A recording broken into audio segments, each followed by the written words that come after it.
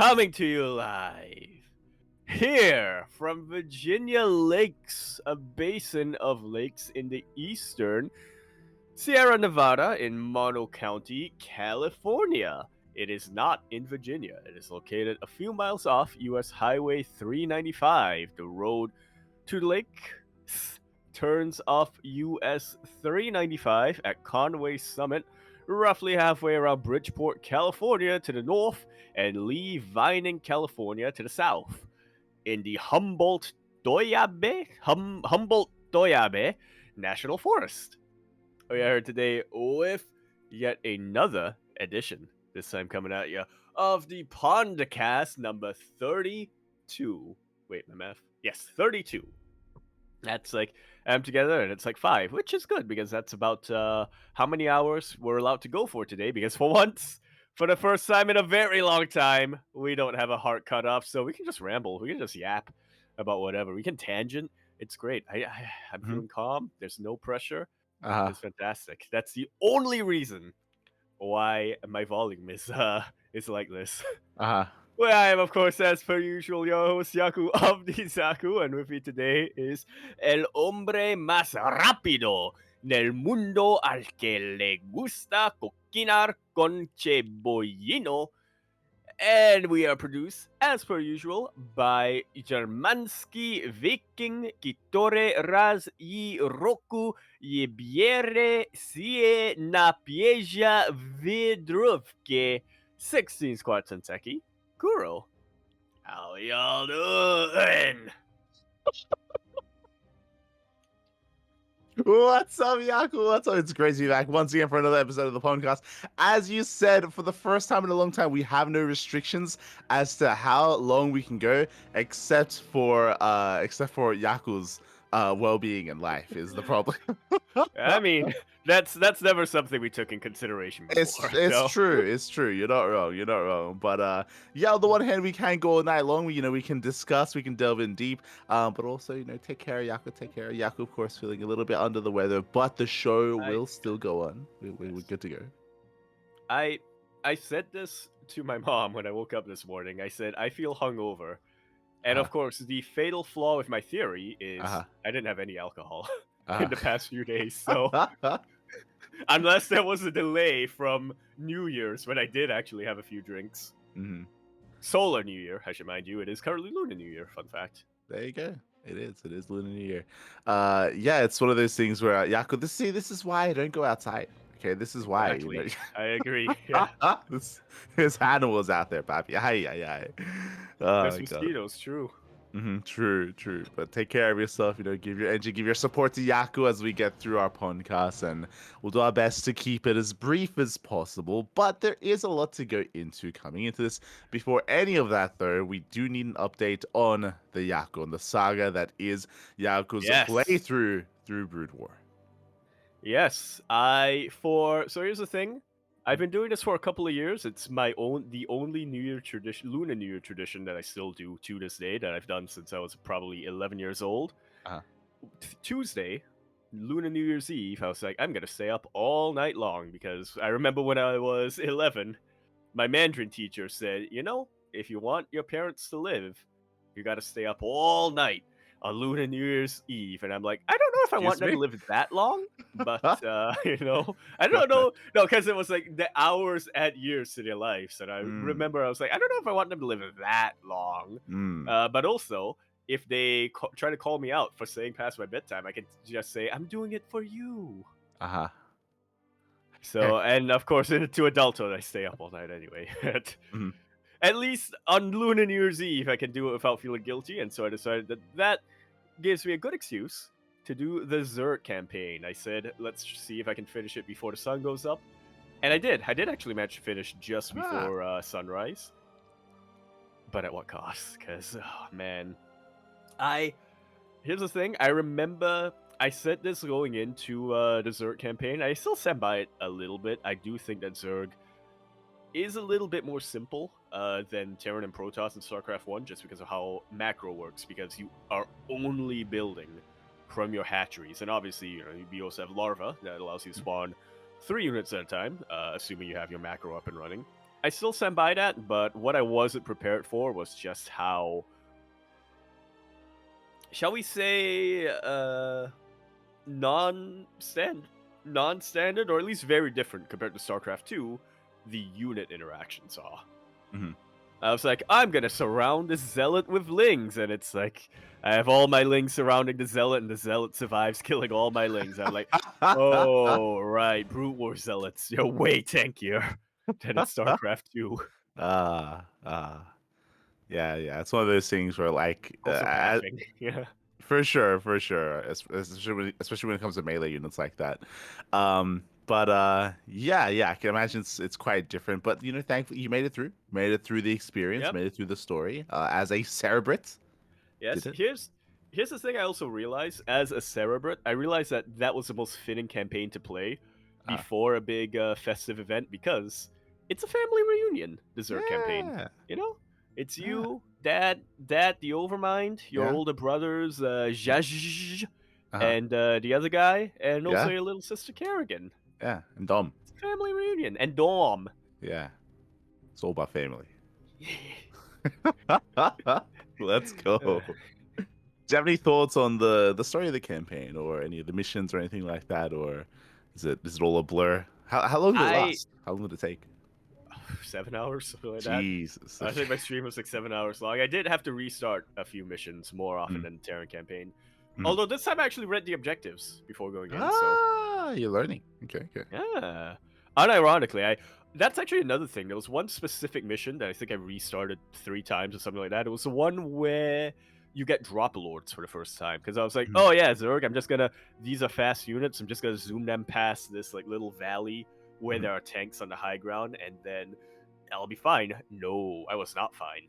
So then it's mhm, like, oh, okay, so you actually do need to use your drop lords to pass that choke point. mhm, And then I did that, but then even then, there's still a lot to there's still a lot when it comes to like learning how the high ground works, learning how to, which units are better to run up the high ground. I mhm. learned this, and this was both a mistake, but it actually helped me a little bit as well. Princess Termagant, one of our fellow clanmates, longtime clanmate, was in my chat giving me advice. The problem is, I listened to her advice.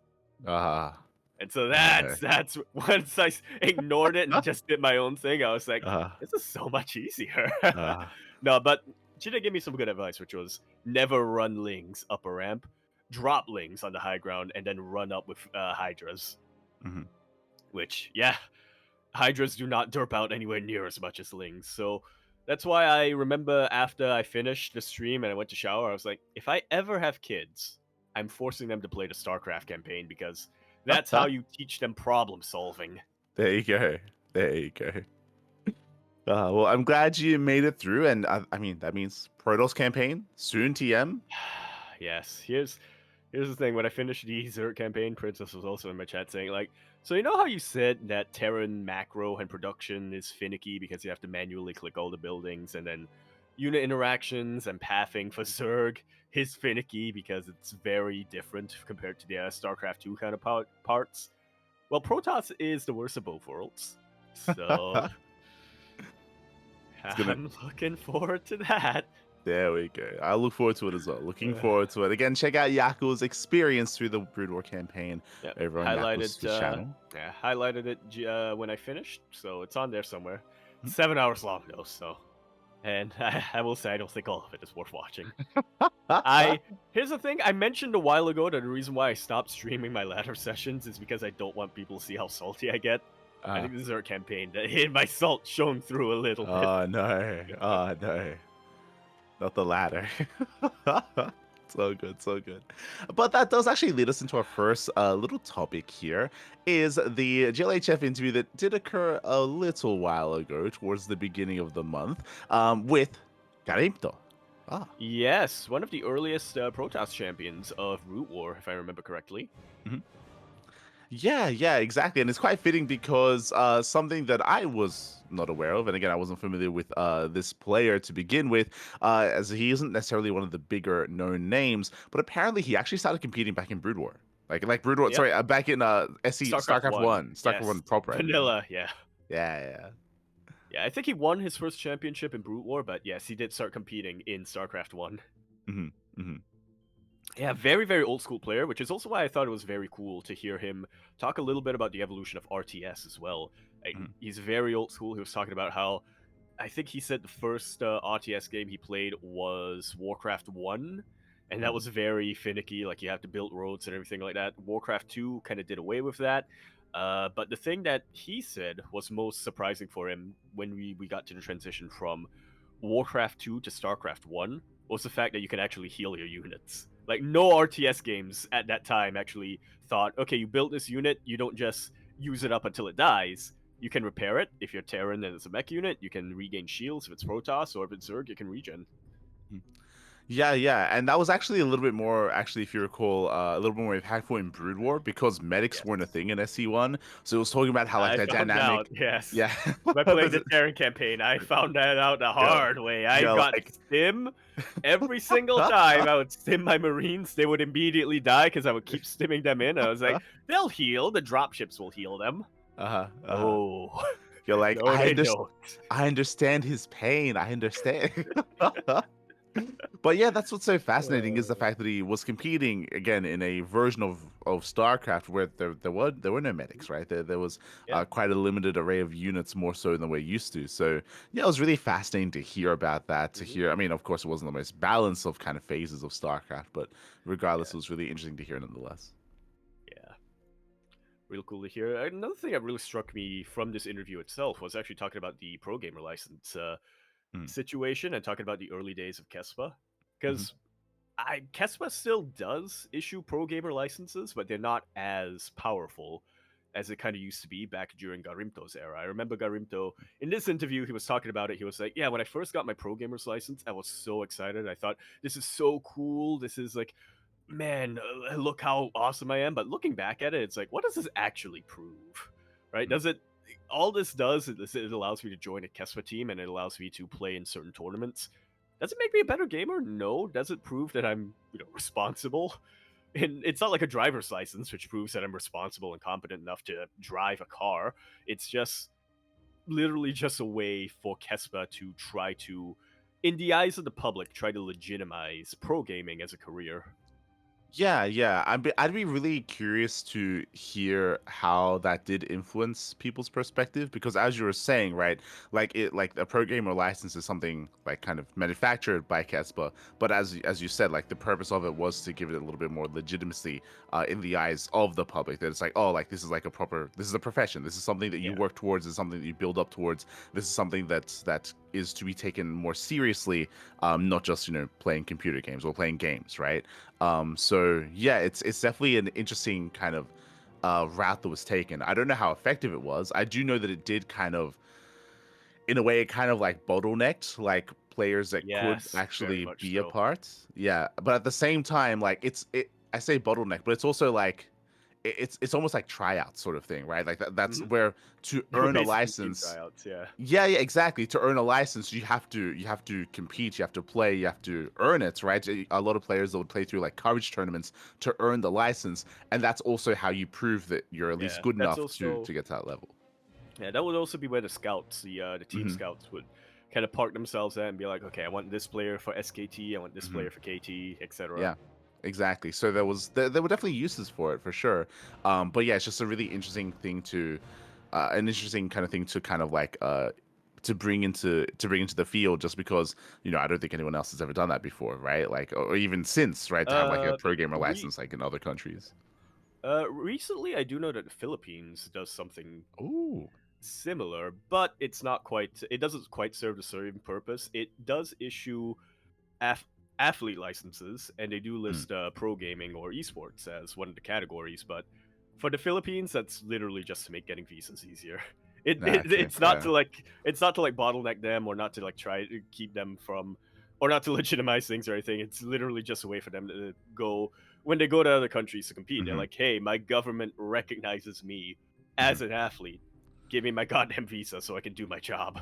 Yeah, yeah. I mean, that sounds pretty useful. Like, like I mean, very often athlete visas would be given to pro gamers, but they'd have to like prove it. Jump They'd through have there's hoops. definitely like a process, a very rigorous process to actually acquire that and hope Yep. that the person that you're Uh, interacting with is understanding of that or mhm.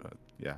It's more Which now that I known. remember, does Skillus, is it a license or is it just a visa that allows him to stay in the Netherlands? I would imagine it's a He visa, but it I'm was not it was entirely certain. officially announced that he is the first person in Netherlands to get an esports visa. They made a There you go. There we specific go. esports They visa. made a separate one, yeah. There you go. There you go. Shout out to Nikita. But so yeah, it's just definitely a really interesting concept, right? Of the license and the purposes that it served. Again, I think nowadays I don't think it's necessarily Yeah.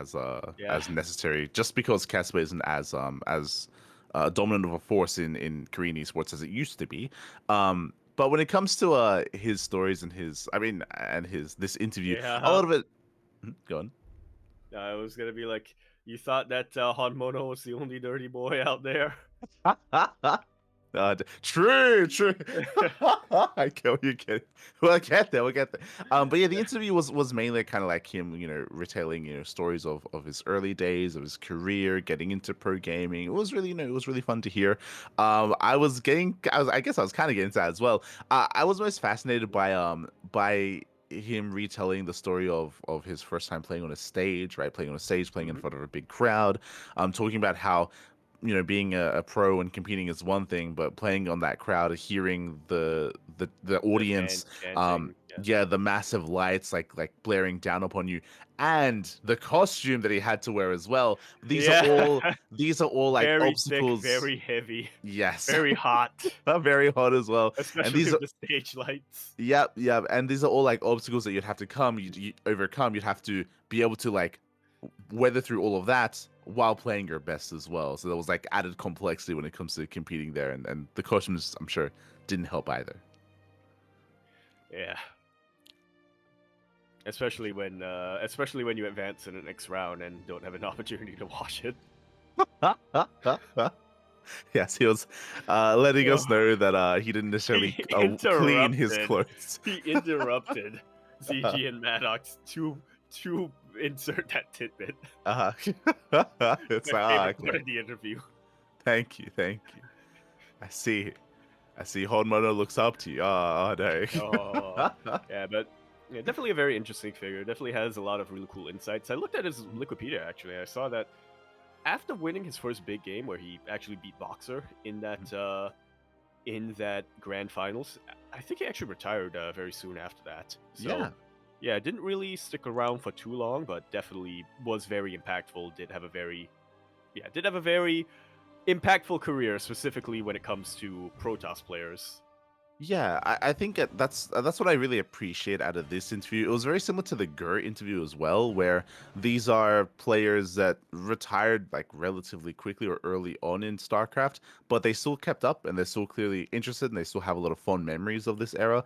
Gur was a little bit different. I think Gur he went more in depth as to like later years, and he was even telling himself Yep. that or telling us that he was still following StarCraft even to this day. Mhm. I don't know if His that's name the was case. Jadong, and they talk all the time about StarCraft. For sure, for sure. I don't know if that's the case with Garim though, but regardless, like he was able to, tell tales and tell stories of StarCraft and the eras after him as well in Brood War. So, yeah, it was really cool to hear from that perspective. Yeah, definitely recommend it. Yeah, the very last thing that I found the most interesting, which I never really considered before, that I never really thought of, which also definitely I get a sense of frustration is when he actually spoke. I think it was the last thing he spoke about, one of the last things about the last Brood War OSL, and Right. how The quick weird it was. transitioning. Yeah, how like odd it was. I mean, there's a lot to get into this, and we'll probably get into it a little bit more when it comes to the Tasteless interview as well. But he spoke about how Brood War was still really big. Like there was still some massive crowds and still massive audiences watching Brood War. So it felt weird when Kespa almost like pulled the rug. I say pulled the rug Overnight. when they made the switch to SE2. It was all or nothing, right? Like they Yep. cut things off with Brood War and then bam SE2, which was weird because there were a lot of people that still were very interested in Brood War, right? Like it'd be almost like if we suddenly lost StarCraft 2 esports and then bam, Stormgate, and it's like Oh, it's like that's where well, you're going with, yeah. yeah, Okay. that's because Stormgate's like the next like RTS that's on the way, right? It'd be kind of weird because it's like, well, I mean, we're still watching, we're still enjoying, we're still It's competing in still the SE2. largest scene, yeah. it's weird to like hard switch to something else so drastically like that. Yeah.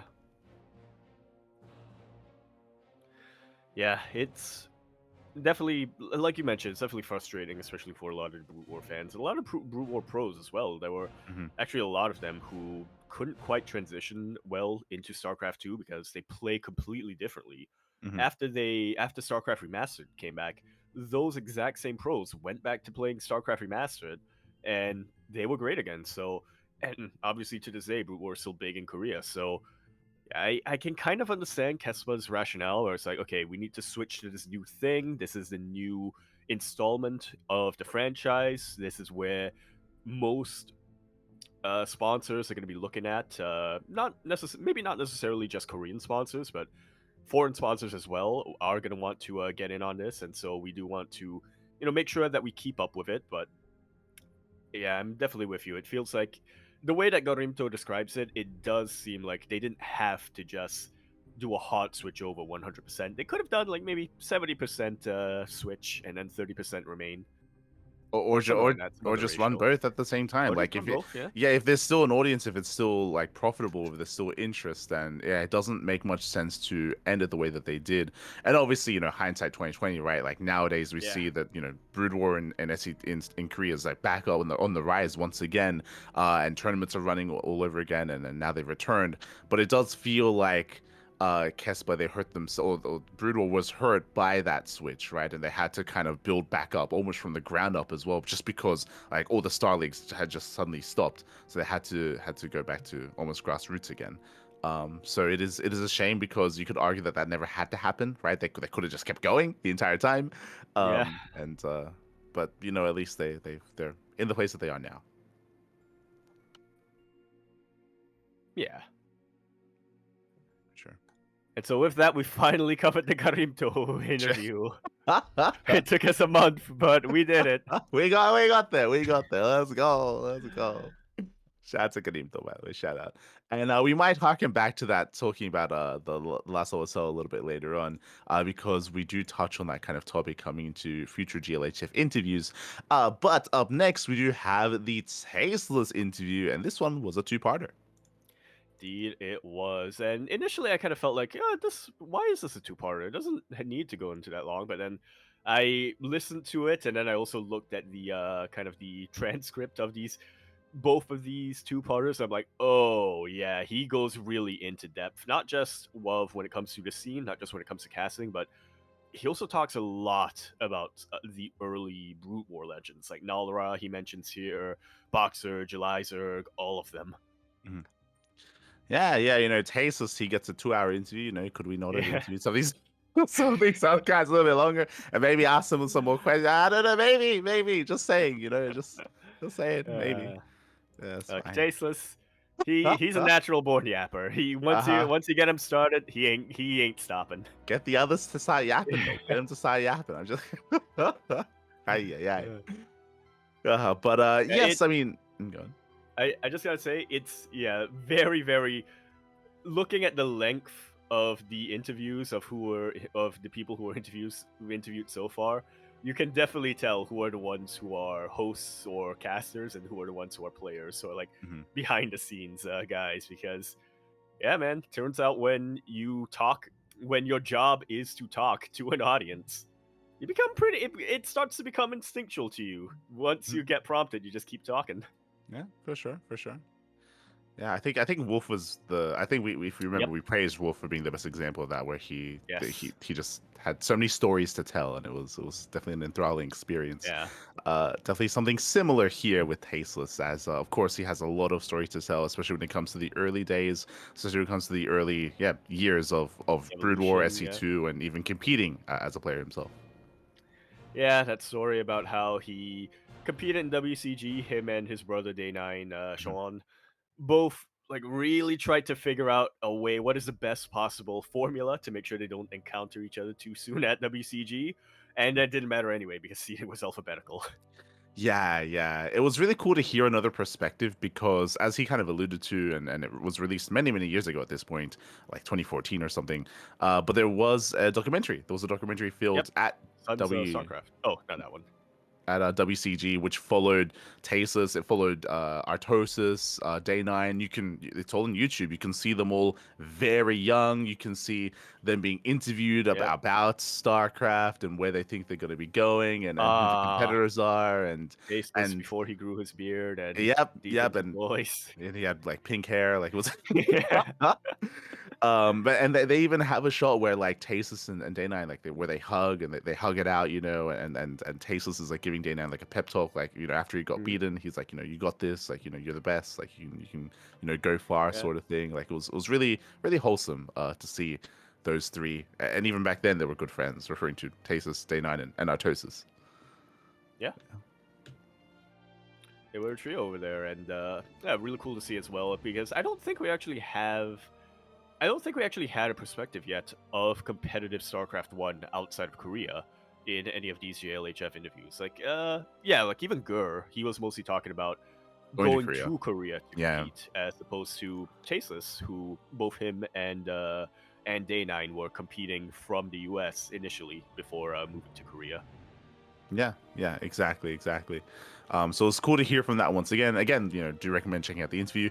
I want to say that might be one. I don't think In Control is in that one. But obviously he was a It's in competitor part at the 2. time. Oh, No, yeah, wait. I'm referring to the You meant the documentary. WCG tournament. Yeah. Okay. Yeah. But yeah, there's definitely a lot of stories, a lot of tales about that era, and it's really cool to hear as well. It was really interesting to hear Tasteless and how he kind of took some big chances and some big risks when it comes to not even before going to Korea, but like taking the initiative to cast the events. Like that's what the documentary Yep. focused on as well. Where after he got knocked out of the tournament, they noticed that like the person He that was was like, "Yo, casting, this guy like yeah, he doesn't wasn't. really know understand the game that well." But I Mhm. mean, it's not his fault. He was like literally some guy who was from another esport that he Yes. had to come in and fill the role. Mhm. But Tasteless was like, if you want, I can cast this. You don't have to pay me." Yeah. And he stepped in, he casted, he did a good job. The people organizing the event took notice. I think they took notice, but he also approached them. He took the initiative to like be like, hey, you're running other tournaments. I just casted this. Let me do more. And they're like, yeah, sure. Yeah. And it went from there. So yeah, it was really cool to hear from that, right? And to see that initiative being taken. And I mean, it led him to where he is now. Like it was, yeah, Yeah.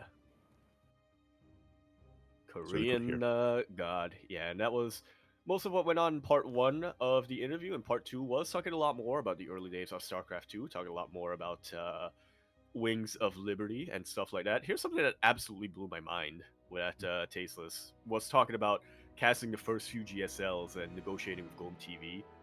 He mentioned that he had to convince the GOM organizers, that they don't need to hire writers. I was like, wait, what?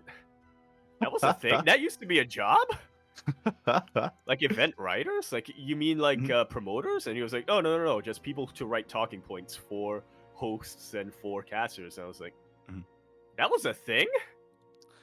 Yeah, I mean they had it locked down when it comes to like the production team for casters in Korea. So yeah, it was really really cool to hear that as well. Just before part 2 though, in part 1, something that I found the most interesting, and it's what I Oh, wanted out of the Crank interview, and I think it's what Zonberg kind of was hoping for as well. If you remember when we were going over the Crank interview, we I spoke about how it would have been really cool to have heard the reason as to why Brood War became so popular in Korea. Like right. CranKy spoke about how poor the country was, or how difficult the He financial situation was in Korea. And I he was. Mhm. Yeah, no, I was just gonna say that. Yeah, Crank was mentioning that at a time when Brute War and StarCraft 1 came out, Korea was like coming out of the Asian financial crisis, Mhm. and so Korea also had like mass investments into internet infrastructure, digital infrastructure, which is why Mhm. PC bangs came up left and right. Mhm. But then also on top of that, Crank also mentioned that, in his opinion, Koreans are just competitive. Culturally, they are Mhm. very competitive, so that's also why it became a big thing. But yeah, I didn't really. Those are that. It does feel like that's all speculation, right? That's all things that probably helped, but Mhm. you know, Yeah, it wasn't it's necessarily hard the to pin full. down. It's hard to really. There's nothing. It's hard to really pin down what it was specifically that made it just Korea for the longest time.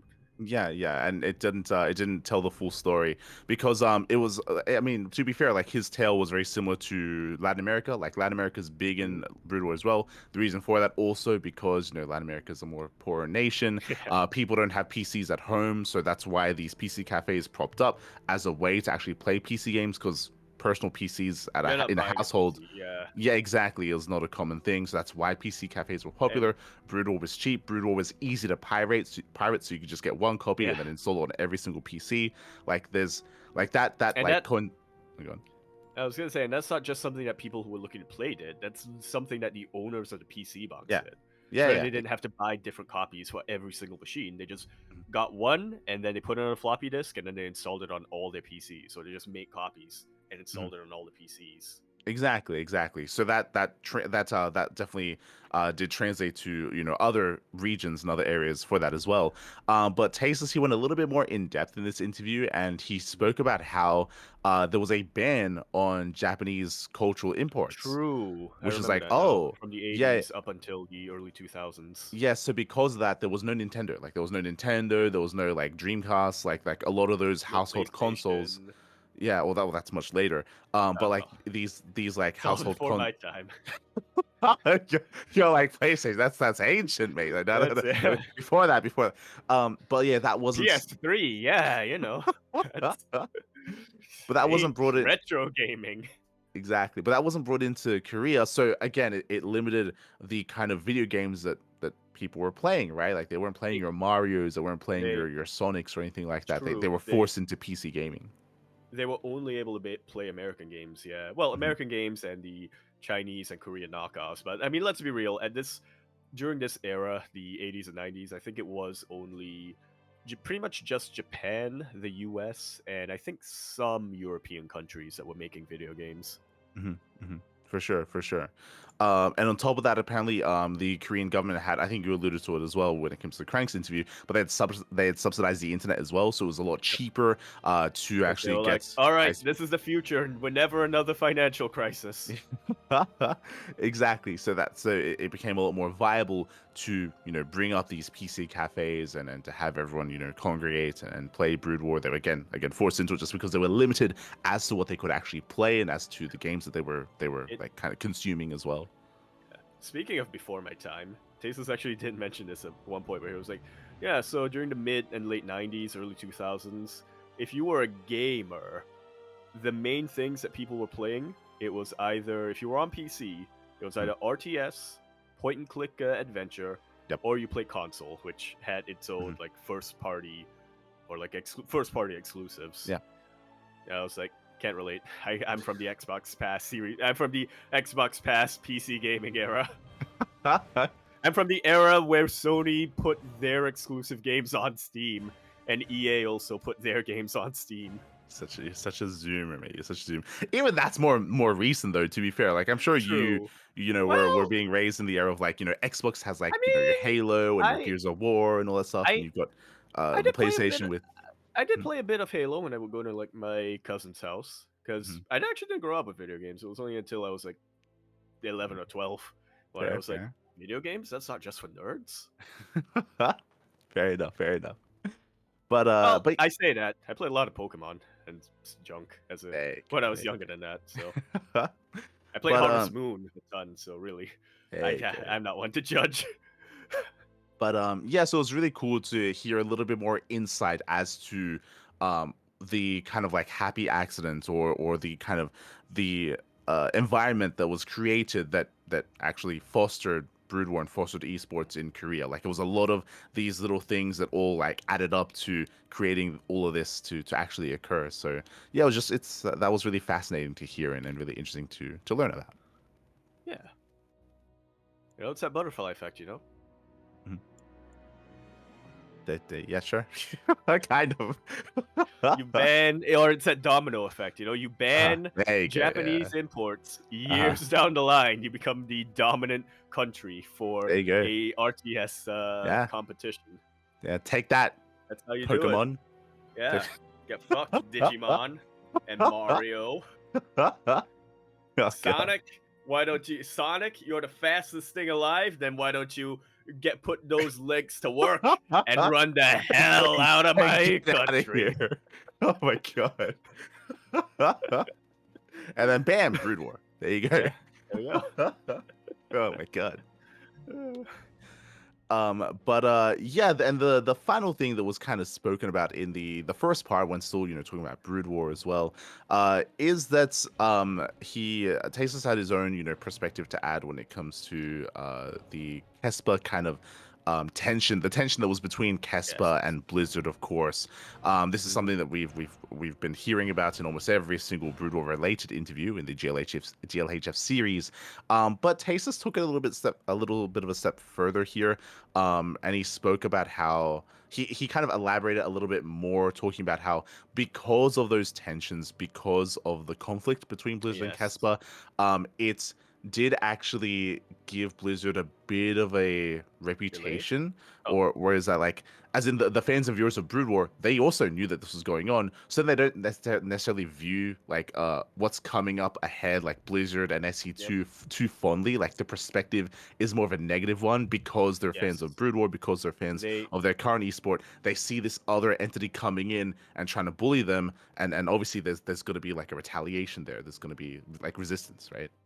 Yes, completely. Because I mean, that's just how it was done for the longest time.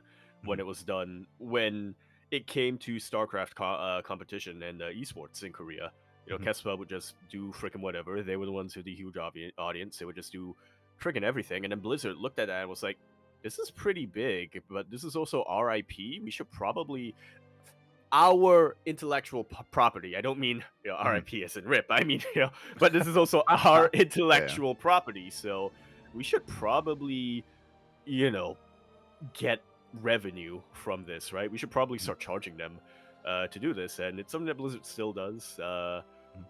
If you're going to be producing a tournament over a certain, I don't remember if it's prize pool or if it's Mhm. viewership, but yeah, once you Prize pool. cross a certain threshold when it comes to prize pool, yeah, there we go. Mhm. You do have to start paying that license to Blizzard, and yeah, there are definitely a lot of different views about how reasonable the threshold is, how reasonable the price point of the license is. Yeah, and if you recall, that's also why Tasteless believes that there's no LAN. There's no LAN Yep. in StarCraft 2 because Blizzard, they want control over the games that are being played, over where it's being hosted. They want to make sure that they have like eyes on you, that kind of like stronghold on you, and they don't allow like offline play, right? Which was of course a Yep. big controversial part about SE2. Which reared up again just last year, just a couple months ago at Home Story Cup. True. When the internet issues, they were like, I mean, to be yeah, all fair, right. like that wouldn't have helped the stream going It wouldn't down have helped the constantly. stream, but Yeah, yeah. it would have at least been able to continue to play and put out a Hmm. VOD.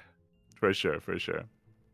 Um, but yeah, there was that. He was also talking about, okay, because if you remember, Kespa and Blizzard, they didn't like settle like their quote unquote differences, or come to an agreement until Heart of the Swarm, until the end of Legacy of the Void. And because of that, I mean, we spoke about how like the fan and That's audience why. perspective on Blizzard was kind of being tainted by that tension. On top of that, because Kespa didn't switch over and didn't accept SE2 until years into its lifespan, it also actually negatively impacted the launch of SE2. It meant that there were a lot of people, a lot of gamers, if you will, in Korea that had less of a reason to even play and try Wings of Liberty at launch, because they're like, well, these guys, they're trying to like push Yeah, Brutal out. They're trying to bully us. I Like, why would we want to support them? Why would we want to try it?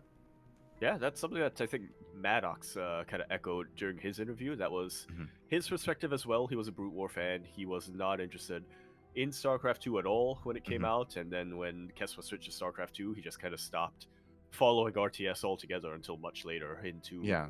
into Legacy of the Void. Yeah, it's definitely like a perspective that I hadn't necessarily considered or like put too much thought into, the idea that because of that tension and that like kind of like that conflict that was happening between Casper and Blizzard, like that's one of the reasons why SE2 always attributed as to being one of the reasons why SE2 isn't as big in Korea, because coming into it, it was almost like quote unquote sabotage, where like people that don't want to switch over, they have a negative perspective on it, they don't want to try it out. A lot of the players that they're watching aren't playing it either, so why switch? They're just gonna watch Brood War because everyone's playing Brood War. The PC banks and PC cafes, they didn't really adopt SE2 either. If you remember, Yep. they Too had to pay expensive. extra. Yeah. Yes, PC cafes, they had to pay extra to actually, because they had to buy individual game Yep. licenses for every single PC that they had. It's like, that's too expensive. We're not going to do Yeah. this. So then like the natural player base, the local player base that only play in PC bangs, they're not going to play SE2. What, they're gonna buy the game, they're gonna pay for that. They're just gonna play Brood War, right? Like They gotta there's just, buy the game. yeah, Yeah. like that, like there was just so much that there was just so many different factors and so much coming into to the launch of Wings of Liberty that added up to also not being successful as it otherwise could have been, otherwise should have been in Korea. Because like I think you brought up something where it's like, isn't it kind of weird that like SE2 is huge everywhere else? It's bigger like internationally than it is in Korea. That's kind of weird. Well, because of all this other history here when it comes to the launch, when it comes to Yeah. the game, like there was just so much working against SE2. Yep. Which is kind of sad, like I retrospectively. It's like, oh, it's like, Yeah, I really got to pick up that book at some point that delves into the history a bit deeper into this, man. Yeah, because yeah, the more I hear about it, the more I hear from here, Tasteless over here, and from Chobra as well. I mean, we're not gonna be talking about the Chobra interview this time because that's a two-parter. But yeah, the more I hear about it, the more I'm like, Jesus Christ, this was a mess. yeah, yeah, I need to actually get to the bottom of this. yeah, for sure. And it's so sad because, I mean, obviously, because we're fans of StarCraft, right? We want it to do Yeah, well. We wish it did well. We wish it did better in Korea, but like, it's almost like it was almost doomed to fail from the start, even before the launch of SE2, just because of what was happening between Kespa and Korean Esports and Blizzard as well. Like, it really did cripple their chances at being successful there. Yeah, it's crazy. It's crazy to think about. yeah. Sure. So yeah, the recommend watching part one. Yep. It's cool to hear these insights, especially behind the scene insights from Tasteless. I think he also quickly touched on Air Force Ace. I don't know if you remember Yes, this, I the I remember military is the team. wrong word to use. I've heard about it. Uh-huh. I remember when I first heard about it, I thought this is so freaking cool. Like Hmm. esports is so big in Korea that they actually, because I think I was like 17 or something at the time. I was like worried that I was gonna get drafted soon Hmm. into the Singapore army, and then that ended up not happening. So, whew. But I remember at the time I was like, "That's so cool." Okay, what I need to do, I need to get good at this game. Hmm. I need to convince the Ministry of Defense to learn from Korea, and then I learned Uh-huh. from it, and then I actually looked at the results of Air Force Ace. And I was like, yeah, bottom of every single group in Pro League, bottom of Uh, every single group in individual league, and it's like it makes in hindsight it makes sense because you're not going to be able to have that much practice when you're training, when you're out in the field, when you're like running, doing drills, fitness exercises, and all that, and you're learning how to operate equipment and stuff like that, learning how to live in a jungle and stuff like that. Cyril was able to get away with it, but Cyril and Byun, I think, were the two people who were able to get away with it. But obviously, both of them had very different experiences compared to the typical Korean StarCraft pro gamer. Yeah, honestly, it's a really cool initiative. Like, it's really cool that like the Korean government would even like accept, like, okay, yeah, like esports is a thing, like pro gamers They are a thing.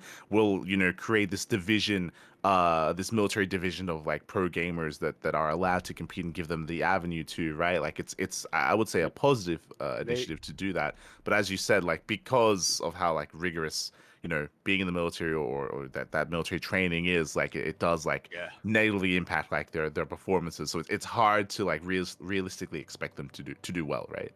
Yeah, they do something similar for I think K-pop singers and really big musicians and celebrities. But again, they use them for, I don't want to say propaganda, but they definitely put them on their promotional material a lot because it's like, look at what's his name? I don't know. the BTS guy. He's serving his people, and you should too, fangirls. But Yeah, yeah, they also still have to do the basic training and everything. yeah. I would say that bearing in mind that this is, of course, a Brood War team from many, many years ago. If this is around now, I don't think Air Force Ace is around anymore. But if it They was aren't. around now, I would imagine it would be more of the Cyril approach, which I mean, Cyril was very Mhm. successful, still It, being in the military, but also like he was like given time off yep. to practice and prepare. Obviously, given permission Well, by the military or by his government to do so. And clearly, like if this was done in modern day, it'd probably be done in a probably a better way. I would imagine.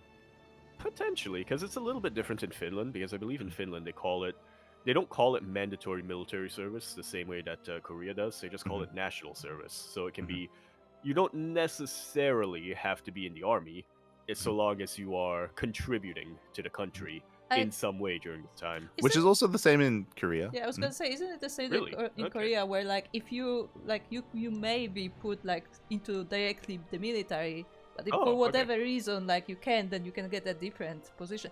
I think it was it Ah, Golden who okay. got like an office position? I think it was Golden. I think Golden got an office position. Yeah. Crank was a driver, and Tasia was. I Yeah, think he but was a part of the like military police or something, like or he was maybe like a traffic control auxiliary officer. police. Yeah, Teja was So like a that's it. That's it. policeman. Yeah. Auxiliary police. Yeah, yeah, that's it. That's it. Björn, Um, Björn was something similar, but in his case, he got to actually go home at night and mhm. every night, so he could still practice. Yeah, yeah. So, And it would be it cool if something like that was that incorporated again. that's kind of not really what I mean, though. What I mean specifically in Mhm. Cyril's case is because the Finnish government said you playing and winning these big tournaments Yeah, is contributing to the country, and so yeah, that's the view that the Finnish government had, which I don't think the Korean government kind of wants to take. Like that's they're on two minds to that nowadays. You know, when it comes to like their top star athletes and their top like celebrities and stuff, but yeah. at the same time they're also like, well, to make it fair, we still need to make sure that you do a certain amount of basic training at Mhm. least. For sure, for sure. Infamously as well, at least from my recollection, the big name on Air Force Ace was Stardust. I don't know if you remember Oh, Stardust, Jacob, okay. but yeah, he was I, on Air Force Ace. He was a lot more successful in he was SE2 more so than a Heart Brood of War, Swarm but player, right? yeah, Protoss yeah, player. that's one. Yeah, Yeah, I remember him. I thought you were gonna say Firebat Hero, who is the yeah. SC1 Pro, who I'm most Uh-huh. familiar with because Yeah. one day I just stumbled upon him doing an ASMR video. Oh, okay. I thought you were gonna talk about when he took off his shirt and jumped into the ocean, but no ASMR. Okay, I did not know that Well, existed. ASMR was how I discovered him. I think because he was streaming. I think somebody donated Mm. to him and it was like, "Can Ah. you do ASMR while you do a ladder game?" And he was like, "Okay, we're going to ASMR." Oh no. And then he got a lot. Beautiful. Beautiful. But yeah, yeah. So again, just really cool to hear the early days of Tasteless's career. It's really insightful if you're interested in his story of of traveling, of taking chances, of becoming a commentator in the early days, and how it was to get into Brood War specifically, as you were Yeah, alluding to. As we get into kind of. part two, part two focuses a little bit more on StarCraft 2. Yes, and kind of paving a way, I think, for a lot of English commentators as well. A lot of things that we kind of, I don't want to say take for granted, but a lot of things that we consider to be standard nowadays to hear Tasteless talk about it are things that had to be hammered out, are details that had to be hammered out in the early days. Mhm.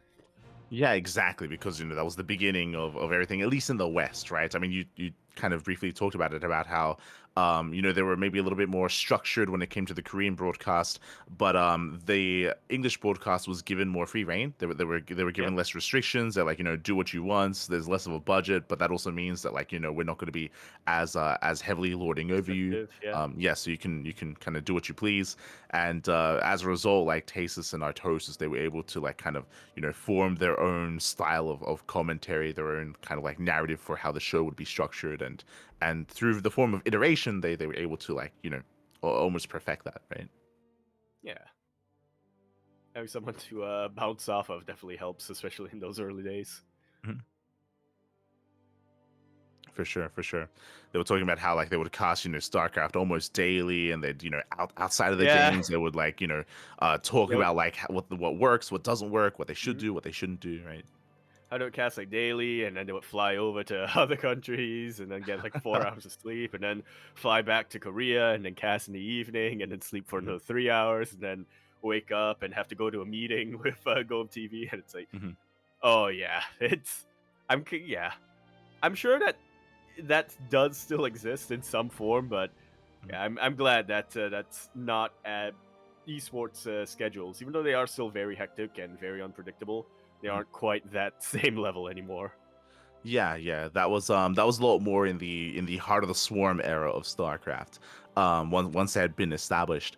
But Mhm. yeah, when it came to the early days of GSL and early Wings of Liberty, I do appreciate something that you touched on, and it made me actually be a little bit more introspective as well. I think just because we're also, we also do casting a little bit every now and then. Yeah, We we dabble in the casting. But yeah, he was talking about, some more than others. yeah, sure, sure. Not naming any names. But yeah, he was discussing and talking about he was talking about, something that Steel Mode loves, storylines, right? Storylines, Storylines, yes, yes, and narratives uh, regarding players and how important it is, and how it's yes. something that the Koreans are really good at. Like the Koreans, they're something They're when it not. comes to their broadcast, they're always so keen on it. Maybe it's because they They. get, they've got those writers that are working behind the scenes. Yeah. But like to I mean, it attach definitely like, helps when it comes to the promotion and sure, stuff. for sure. When it comes to promotion, when it comes to like, attaching like a nickname or like a title to a player and stuff like that, Yep. and like building them up that way, and it's something that our Toasters and Tasters kind of like tried to work on Yeah. themselves. I 100% I agree. That's something that I always really appreciate. Like you said, it made me a little bit introspective as well. It kind of made me realize that all of my favorite players are not necessarily the ones who play the best, but rather the ones who I find to be the most interesting, whether it's both Mhm. in and out of the game. The ones who have really inspirational stories, like Björn, like Sue, Yeah, etc., Oliveira. or the ones who are just Olivera, or the Yeah. ones who are like very MMA. I would also say that's part of why Mhm. he's my favorite player, or the ones who are like have a really who are a bit more outgoing, who are a bit more, shall we say, more willing to have fun, Mhm. both in and out of game. Yeah, it's one of those Patience. things. That's why I love patience to this day. I think patience is a good example of why it is important, because if you have a player that isn't necessarily very outgoing, like when it comes to like Yep. interviews or their personality, if they're a little bit more introverted, it's that much more important for the caster or the host or the event to kind of like push their own narrative, to kind of give Yep. them their own life of their own that can kind of become them, Yeah. and give That them like a reputation. Yeah, and that's something that, again, this is a bit of a teaser for probably next week. I'm sure we'll talk about it Mhm. next week. It's something that Choba kind of touched on a little bit, where he was like, yeah, there are a lot of metas in StarCraft 2 that are very boring, just Mhm. to put it bluntly, just very unexciting, just literally staring at nothing happening at the screen for 20 minutes, and then all of a sudden the game ends. Mhm. But, I mean, you still, and you can still, and I think he said that it's the duty of the caster and the Yeah. host to make people invested in the player itself. Yeah. Because yeah, the game itself might not be exciting, but we can still at least try to be excited for this player, like winning Yeah. his first thing for the first time, or making it for the first time to a big tournament or stuff like that.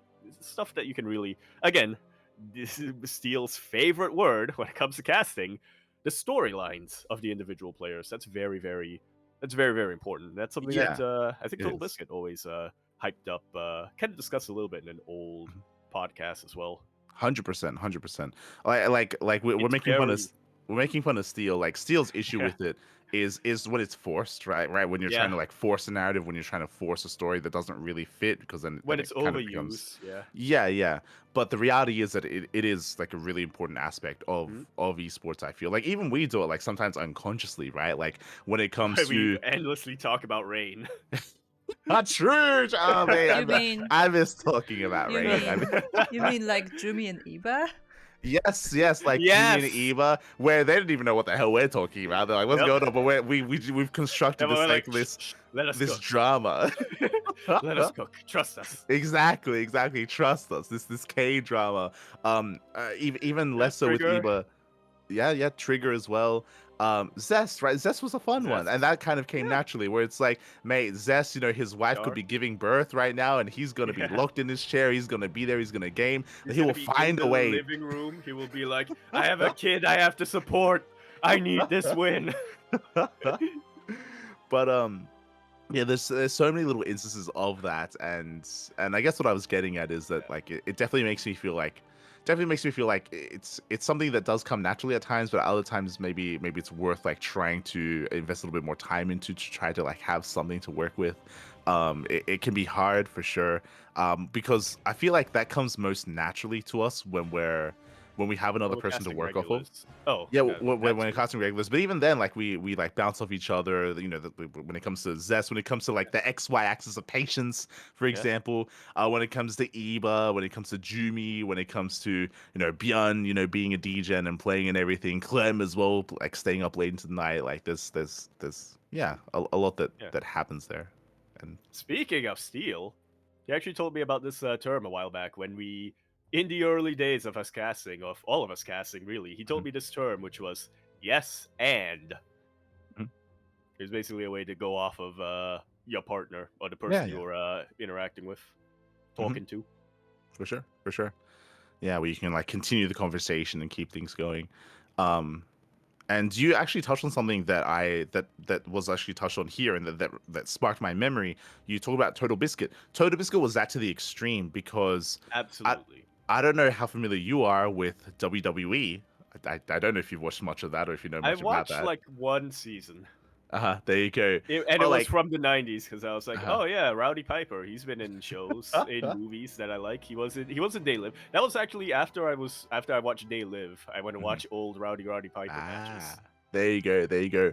But like WWE is like almost It's pure a spectacle. storyline. Yeah. Well, it's purely about the characters, the narrative, and the Yep. story because obviously like Like there's not much else going on. yeah. But Yeah, it's people but yeah. mhm, Yeah, and it's like it people can kind of criticize it a little bit because of like how it's not a sport then. You're deciding what happens beforehand and it's like well yeah, that's why it's not considered a sport.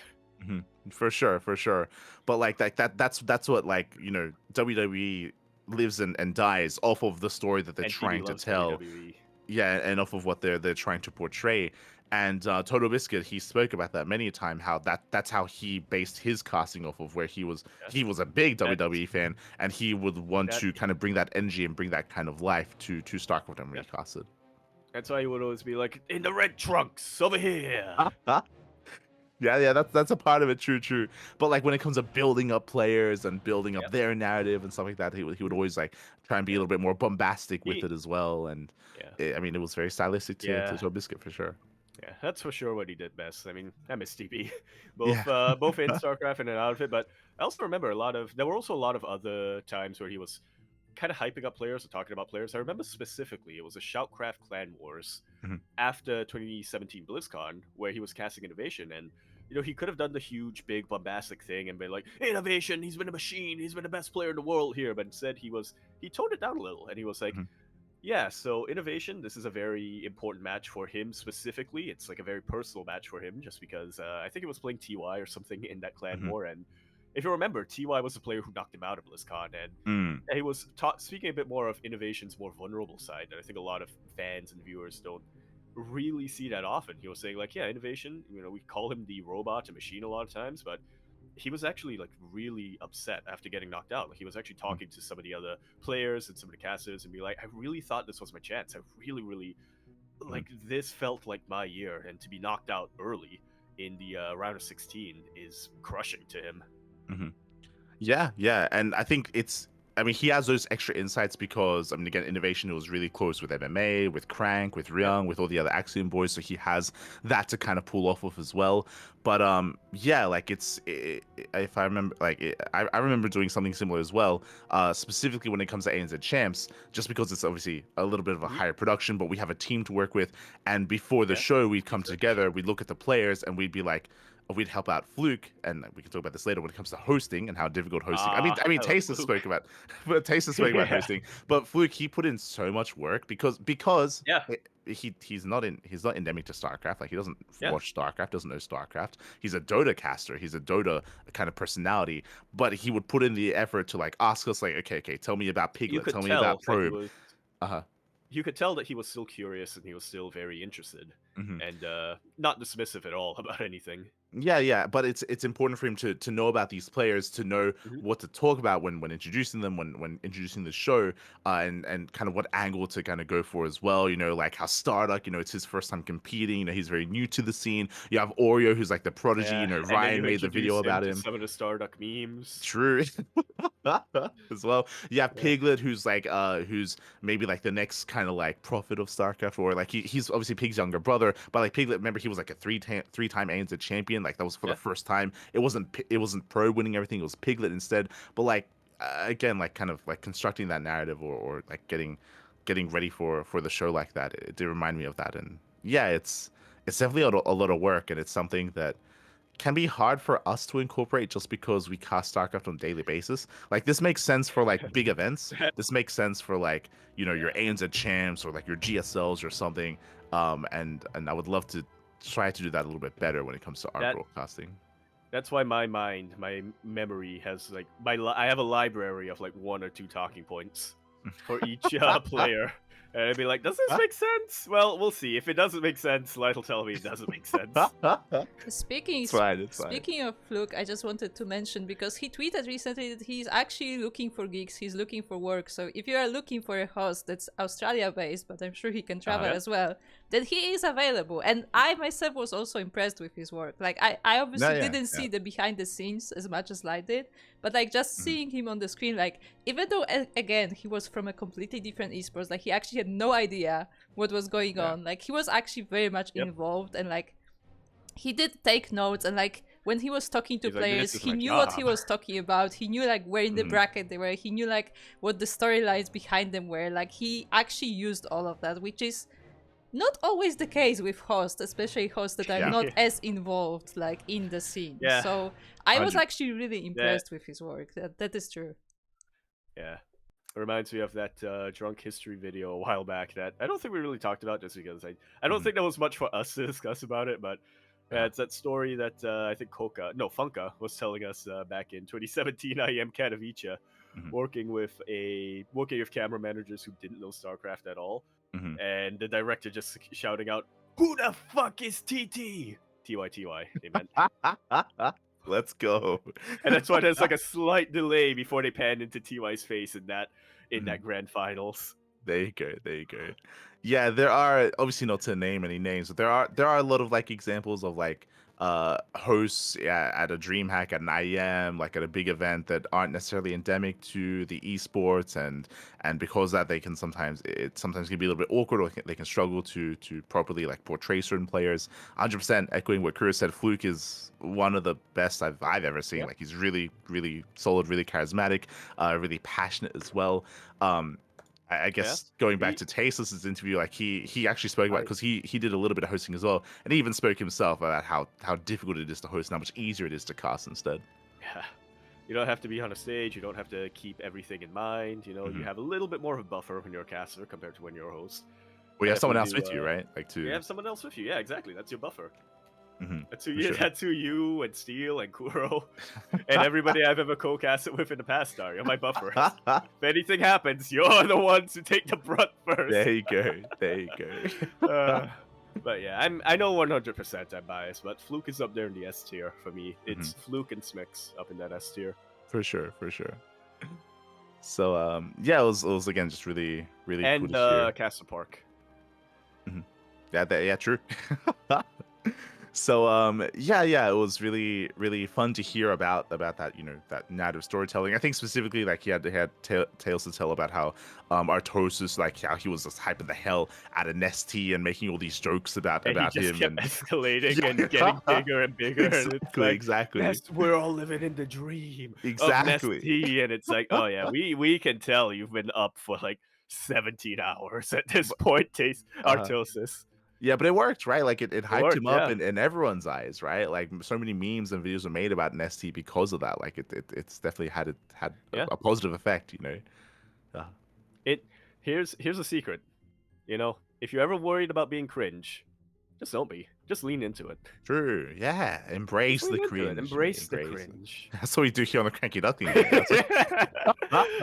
That's literally what Kuro said to me when they brought me on, when they said that I was gonna be on the podcast. There you go. They're embracing cringe. Oh no. But yeah. So once again, just really insightful. Again, a lot of the part 2 interview does delve into Wings of Liberty, delves into the early days of SC2 in Korea, even internationally with the MLGs as well, events that no longer are around. So it was really cool to hear from that perspective. He had some things to talk about, In Control, about Total Biscuit, and yeah, it was overall a well done interview. Yeah. It's almost like the subject of the interview talks for a living. It's almost like it would have been still nice to have gotten maybe a part 2 with when it comes to some of the other people being interviewed. But sure, it's fine. Hi. Natural born yappers. True.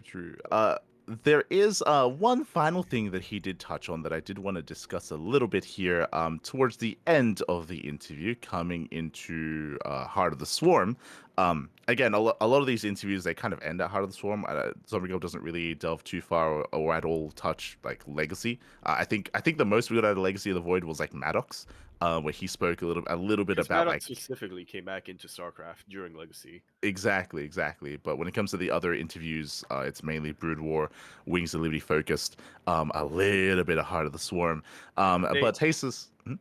Yeah, no, I was just gonna say, particularly the Korean interviews. Like I know that Crank talked a little bit about Legacy of the Void and talked a little bit about like the Korean dominance kind of faltering and how it was something that, again, talking about hyping up storylines, something that the GL cellcasters love to hype up, especially in I think it was 2022 when there were no Korean players in the I don't remember if it was the semifinals or if it was just Rogue that was in the semifinals, but it was all non-Koreans, and so the GSL guys were like, all right, this is our opportunity. This is play the sad music, play the somber music, and start going. But it was like, yeah, but the players, the casters, like nobody actually really cared that much. It was the promoters who realized that they could make a storyline out of it and make generate a lot of buzz because of it. Who hyped it up, but nobody else. Yeah, as you said, like Crank, like that was our criticism about the Crank interview, is that they barely spoke about the Heart of the Swarm Axiom era, where I feel like there's probably a lot to delve into there. Yeah, I don't know if you brought this up as well, because I think I was missing during this podcast, but that was my criticism of the Ryung interview as well, specifically the post-Axiom days and how Ryung really had, because it coincided. In the post-Axiom days, he kind of had trouble finding a team, and then he joined MVP like a month before Kespa disbanded. And then after that, he just kind of kept jumping teams because a lot of these team owners were just not reliable at all. Ryung would be like, hey, you said you would pay me a salary this much. It's been 2 months. Where's my salary? And then the radio silence, the team owner would just not say anything, and he wasn't able to get in contact with him at all. Yeah, that was something I was hoping that they would get into a little bit about how that specifically how much of a wasteland I want to say, and how much of a den of scum and villainy the immediate post-Kespa era kind of was, and how difficult it was for all these Korean players until much, much later when foreign teams, and especially Chinese teams, decided we should pick up Korean players. Yeah. I mean, we're going over the same points here, but it's one of those things where there's still a lot to talk about when it comes to the most recent 5 years of StarCraft. It would be nice to get into it a little bit. Almost 10 years since the release of Legacy of the Void. Yeah. I know that in a lot of history subreddits I follow, that's usually the rule. You can talk about something 10 years after it happened. God damn. In those subreddits. So, it's been almost 10 years since Legacy release, so... Just saying. But the last thing that I wanted to touch on here that Tasteless brought his perspective on was the WCS system and the region locking that was taking place. And, I was just going to say, I think he gave probably the most mixed review, I think, of the region locking, because I think the phrase that he used specifically, I could be mixing it with Shobra, but I think the phrase specifically he used was, it was good when it came to achieving its goal, specifically when it came to kind of elevating the players from non-Korean players, but especially players from EU and NA. But at the same time, it also came with its own strings attached that, on the balance, probably more negative, even though it did end up achieving its goal. Yeah. That was, I think, more of Choba's sentiment, but Choba, he did speak about it Okay. as well. That did occur. Yeah. These When Americans, man, they're all the same to me. that's true. Choba and Tasteless, uncanny, mate. They look the exact same. They do. They really do. They need to like put They on a hat sound or the exact something. same. They both have two partners. God damn it. Literally twins. But obviously, the region locking, or I say, they kind of come hand in hand. But the region locking and the WCS system, did of course have many iterations, did undergo a lot of scrutiny. It did change a lot over the years throughout. From End of Wings of Liberty into Heart of the Storm into Legacy, of course. Eventually, we landed on what we had, but there was definitely a lot of kind of like a lot of trial and error, when it comes to the system. You mentioned, I think something that they hammer home a little bit more in Choba with Choba's interview is that it's one of those things where in the end it ended up in a good place. You can definitely make the argument, or you probably could just say it, that it took a long time for it to get to that place, though, unfortunately. And because of that, it really benefited future esports more than StarCraft 2, where all these other esports like League of Legends, Dota, they all can just look at the history of StarCraft. The Overwatch League, yeah, I mean, it's not doing great, but it's not because of like region issues. It's more because of other issues. But where like all these I other remember when they can... first announced it back in 2016. I was like, this is what StarCraft should have done from the start. Yeah, exactly. And now, all these other esports can benefit from that and learn from those mistakes. So it's kind of that's the rough thing about kind of like being the first esport, right? Is that you're kind of like the guinea pig, right? Like you're kind of like, everything gets tested on you. Some things work, some things don't, and StarCraft can just suffer like as a being result. the oldest child. True. The firstborn, 100%. Yeah. God. You're not wrong, mate. You're not wrong. Oh, no. I can't relate. I'm the youngest. God damn it, yeah. God damn it. When it came to Tasteless's perspective here, it was an interesting one. I don't think I fully agree with it. I think he was talking about how so initially, what Blizzard wanted to do, of course, was to have these events to help prop up the foreigners, right? The foreign scene, the foreign community, whether it's in Europe, whether it's in Oceania, whether it's in the Americas as well. 2015, yeah. 2015 especially was when they were like, we're gonna have WCS Oceania and also a bunch of other regions, Taiwan, Hong Kong. I think that was when they first introduced that. Yeah, exactly. Before that, it was just EU, NA, Korea. Yes, exactly. And Tasteless, he was speaking on how because of the first iteration before those regions, right? You had Koreans competing in everything, right? You had Koreans traveling and competing in the Americas regions. You had Koreans traveling, competing in the European regions. Because of that, he had a harder time keeping up with certain players. There were, for example, like Tasia, for example, he played in WCS Americas. He didn't play in GSL. Bomber didn't play in GSL. Polta didn't play in GSL. These guys that they kind of left the Korea region. MC and MMA and Heart of Swarm, they focus more on WCS EU. Exactly. And Tasteless' perspective was that like his issue there was that whenever, because he focused on Korea, whenever he had to cast these players, he wouldn't know them. He had no idea. Basically, all the non-Kesper players were the ones who were going overseas because they didn't have to play in Pro League. So exactly. And because it made it difficult for certain casters that only focus on one region to cast players from other regions, I suppose. Because there was just so much going on all the time. Exactly. Well. This was also the era where I think Tasteless made the example. Well, he made the example of there was a weekend where there was a GSL, there was a DreamHack, and I think there was like an IEM or like an Iron Squid all in the same weekend. It was definitely brutal to try to keep up with, like as a fan, as a viewer, and as a caster as well. I mean, it's great if you're a young fan who has I watch it all, yeah. I mean, has a lot of energy and a fridge full of Dare iced coffee and Monster energy drinks, and then you can just crash afterwards. But obviously, it's unrealistic to expect players to play in all of them. It's unrealistic to expect casters to be able to keep up with them, even if it is a remote broadcast. To be fair, Yaku, it wasn't even about like how long you can last. I remember these tournaments were literally at the same time because I Yeah, remember yeah, they were having both on overlapping. my screen. Multi-Twitch. Because Well, as yeah, on that's one why screen, on that's one why as a screen fan, I had multi-Twitch. DreamHack, on the other screen I had Dream versus Hack because those Yeah. two were players. Versus Hack. Hack. That's right. Uh, Hack? There was a player yeah. called Hack? That's Korean Terran. Yeah, Korean Terran. Ah, I gotta look that up. But yeah, for I was sure. gonna say, like, that's where Drumhuck came from. No, that's not where Drumhuck came from.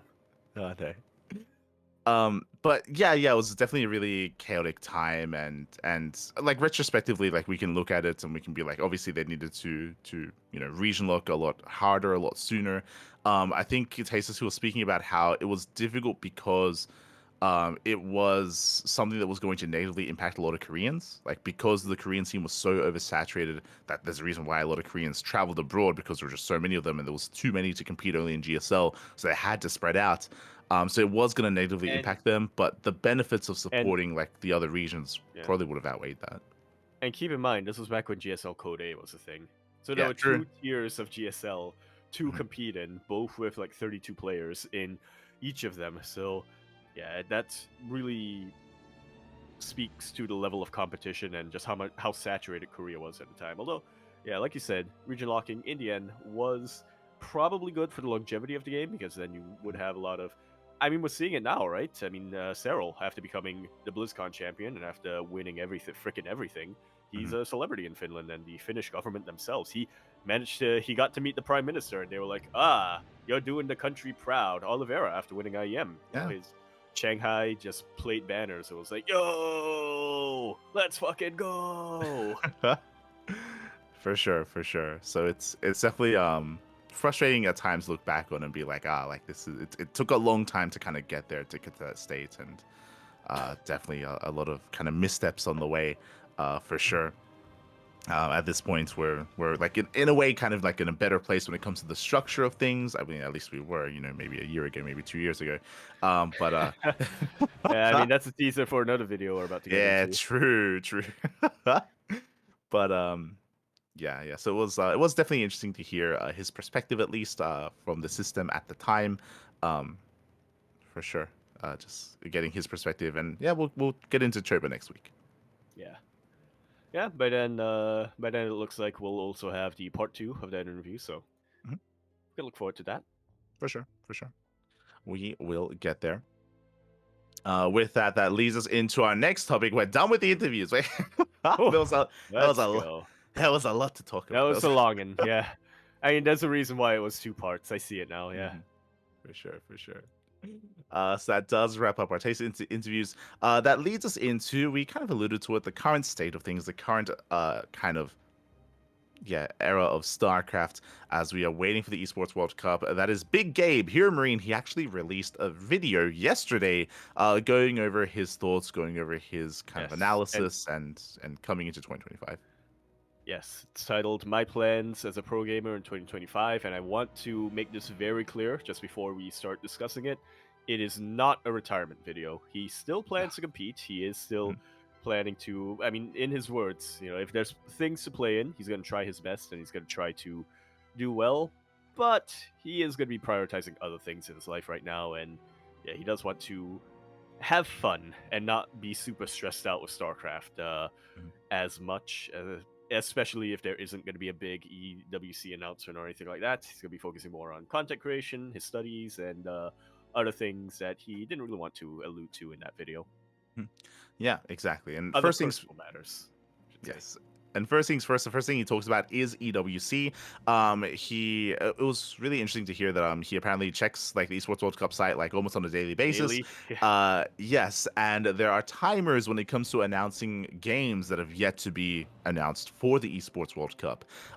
He had noticed a couple of different things when it comes to the to be determined games. Yeah, for quite a while, we only had, I think, 1 or 2 slots available, but now there are 5, I believe, if I remember correctly in that video. 6. There we go. 5, 6. Same. It's 5 because by the time this comes out, another one will be announced. So it's 6 more. So a little bit of hopium in the tank. Yeah, well, specifically, you're correct. Initially, there was five, and I think yesterday they added one. So one, Okay. yeah, another one was added to kind of like the list of to be determined games.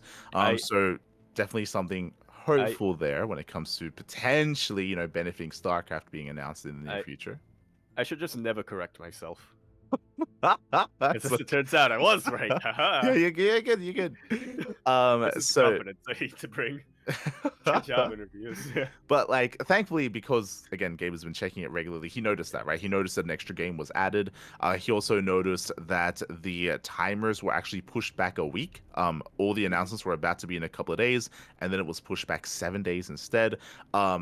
That does it bode well? Does it not? I mean, most likely, it's probably still a positive thing here, just because they're probably ironing things out, and because they added an extra game, now there's a higher chance that StarCraft is going to be involved. Is this confirmation? It isn't. It's still speculation, but there is still, hope, and there's still a chance that one of these games is going to be StarCraft. Yeah. And again, it's all speculation right now. Your guess as to what's going on behind the scenes is as good as anyone else's. Gabe didn't want to speculate too much into that Mhm. in his video. Just again, he doesn't know what's going on, so Yeah, didn't yeah, want to get into it. for sure, for sure. The bulk of the video here, which I find very interesting, and again, it is definitely a little bit hard to hear, is that he speculated as to, okay, if there is going to be EWC this year, like that's fine, but what does that mean for Hear Me? What Price. does it mean for the other top players in the Yep. StarCraft 2 esport? What does it mean for their potential earnings? What does it mean for how they can live and actually be a professional Yes. StarCraft 2 player and actually afford to live as well? As the Yes. big news that we covered yesterday, or sorry, last week, is that there is no IM Katowice for SE2. Yes, Gabe was kind of giving a little bit of a breakdown of his Mhm. earnings from last year, and mentioning that okay, with 56,000 USD or something like that, that's totally fine. He can survive off that. That's I think pretty. That's pretty solid, right? That's pretty solid when you're living in Germany and you're a German citizen. But Mhm. with no IM Katowice, with most likely less tournaments, lower prize pool, more top-heavy prize pools as well, because the EWC was very top heavy, and I think he also mentioned that Masters Coliseum was very top heavy. It doesn't really bode well for players who aren't Serral or Hero or Maru or Clem or Maxpax, who are just winning or at least making it to the finals of everything. Yeah, exactly. I mean, Gabe, he's like right below them, right? He's right below them, which is still, Well, really.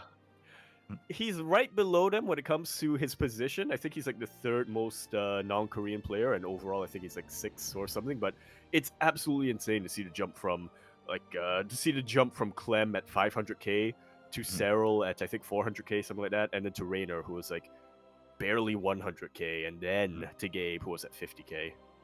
Yeah, for sure, for sure.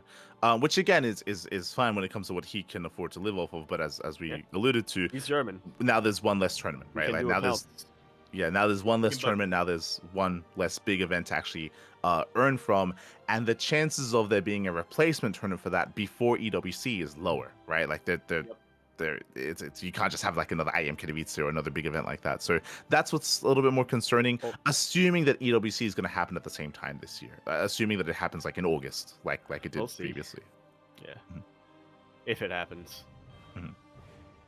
For sure. Still, yeah, very much up in the air. Tomorrow we might see that extra empty slot gone because yeah, who knows? Yeah. Yeah, we might see it might come back and it might be further in the end of the year, like September, October. If it gives us room for another event, then that's going to be a positive thing. If not, then it's going to be a little more difficult. So Does that yeah. that also means that it won't be a circuit if they aren't able to have another event in there? It means there'll only be qualifiers, I imagine. I mean, I would imagine there'd be like still a They'll dream hack. probably invite Clem and Serral just because they were the last year's finalists, but I mean, there's still enough room for events leading up to it, but again, we'll less see. events, right? True. Like most likely instead of three, like two events, right? Which is the going to be the issue. So yet to be determined. We'll see. Again, Gabe does go through it, does go over at least from his perspective. So do recommend checking out his video. I It's not a long one either. You Yeah, can get through it. it's only 15 minutes long. I literally watched it just before we went live, so yeah, it's not very long, very easy to follow. Let me just say, I also appreciate that he is very transparent when it comes to his earnings as well here. Yeah. I think because Wikipedia is the earnings reports on Wikipedia sometimes can be a little bit. It's based on information that we know, but there's also probably information out there that we don't know, or there's probably currency rates that we don't account for, or whatever. Yeah, mistakes can happen on Wikipedia, so yeah, it's nice that Gabe just went in and confirmed. Yep, this is about correct. This is about what I earned last year. Yeah, there you go. So you can check that out. That leads us into some actually more positive news coming into some player acquisitions. It was last week that we did announce, or that we would confirm, that Alien Esports had stepped back into the StarCraft 2 scene, and they had picked up Arrowfire. And this week we announced 2 more players joining their roster. Yes, indeed. The first one coming up here is Hydra. I was gonna say another French player, but then I remember that that's a different flag. A little Dutch bit. player. It's close enough. Colors, Yeah, it's fine. It's fine. Yeah. But yeah, Hydra, he does join Alien Esports alongside Power as well. So interesting. Alien Esports, they're not just supporting one player, they're actually acquiring a bit of a deeper roster here. I was not expecting that. Yeah. Yeah, I wasn't expecting that either. Of course, Power, he was recently, we did recently feature him at the Figro Cup, of course. Has been a very active player and has been improving over the past year, definitely. I think what I appreciate out of these pickups here, first things first, what I noticed, all Protoss. Arcfire, Hydra Power, all Protoss players, interesting. But also, like, a lot of them are still like up and coming. They're more of these players that are still rising through the ranks, and not necessarily the biggest names, but they have a lot of potential as players. Yeah, especially like just looking at their ages. Their Arcfire is literally 17. So a lot of potential for them. Hopefully there is stuff that they can compete in. For sure. Definitely. Coming into our next acquisition, we have Milky Cow. Milky Cow, he is picked up by 3D Clan. Again, Milky Cow, we spoke about how he had basically sort of retired for most of 2024, but he came back in December, and Milky Cow, he's been on that grind, he's been playing a lot of tournaments, and has now joined a new team. Yeah. And again, I just want to point out for everyone, back in 2021, Milky Cow was saying, yeah, I'm a student right now, and so I compete. Actually, I was supposed to be doing my finals when I was competing in WCSEU, so I should probably get on that right now. Yeah. So it's a little bit funny. So yeah, it sounds like he's finished with that, and yeah, especially now that he is joining a team, it sounds like he is looking to commit a lot more full-time into StarCraft 2. For sure. So great to hear, and look forward to seeing more of the Cow coming into these tournaments. It's going to be beautiful. One of the most mad lad Terran players in the CIS region. He is a mad cow. Definitely takes after Spirit a lot, yeah. Oh, yeah. For sure. That leads us into some more news when it comes to Team Liquid. Team Liquid, they celebrate 25 years of being in esports, being as just an organization in general. Of course, Team Liquid, they have their roots in StarCraft 2. That's kind of where they started. And it's been 25 years. It's crazy. Team Liquid is as old as I am?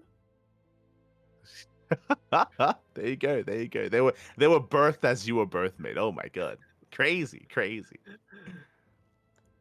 The congestion. No, wait, no. Consumption. No, the what's it called? What's it called when the cells fuse in the in the womb? Not consumption. Conception. There we go. Conception. Yeah, there you go. Not congestion. No, that's something very different, Yaku. That's no.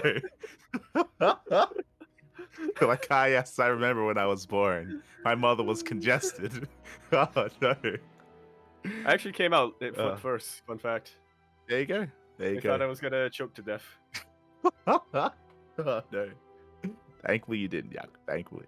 The doctor broke my leg pulling me out. But we did have like a kind of like a big thread released here from Team Liquid going over their beginnings here. It was great to see them pay a lot of respect to StarCraft and their StarCraft players, their OG roster of Jinro, Huck, Hero, the Hero with a capital H, Tasia, and many others. TLO, of course, as well. So yeah, it was really cool to see them pay lip service. Now he's on Shopify, but I'll always think of him as a Liquid boy. Mhm. I almost do feel Sure. like Shopify Rebellion is a bit of a spiritual successor, but I mean, we can talk about that at some other point. Yeah, really cool to see Team Liquid still paying tribute to their roots. Definitely appreciate Nazgul as well. I do think that a big reason why Team Liquid is still active in StarCraft 2, why they are still hiring players, and why they are still contributing to tournaments and stuff like that is just because their team owner never sold out. He still retains ownership to an extent, and he is very passionate still about StarCraft 2. So Mm. it's definitely a big reason. For sure, and it's just a nostalgia trip going through some of their old folders or photos even as well. Some of the old content that they created back in the day of the original SC2 roster. You know, with Liquid Sheth, with Oh, Rhett, with what Hero, was Jinro, everyone. yeah? What was that fan art that somebody posted after TL all killed EG, where it was like Chef on the boat, like one leg up, and he's like, "I'm sailing everyone out, crossing the river. We're gonna Uh, beat EG." yeah, That was very it's cute. Also inspired I'm gonna say one of Tempo's best parodies. oh, which one? Drone so hard. Okay, fair enough, That's been a while since we had a Changed tempo it. song, but yeah, it's definitely a nostalgia trip. Going through the thread. I mean, again, there's like a Twitter thread, with like a bunch of posts like going over like different stages of Team Liquid. You know, Mana, of course. Mana was a big part. Is a big part of Team Liquid, of course, even still. Going through the acquisition of Skillus. I mean, you even brought up earlier. You know, Team Liquid. I'm sure they were a big part of actually having Skillus. You know, get his own like athletes They visa were. to even get to the Nazgul intervenes Netherlands. personally. Yeah. So a lot of history when it comes to SC2 and Team Liquid.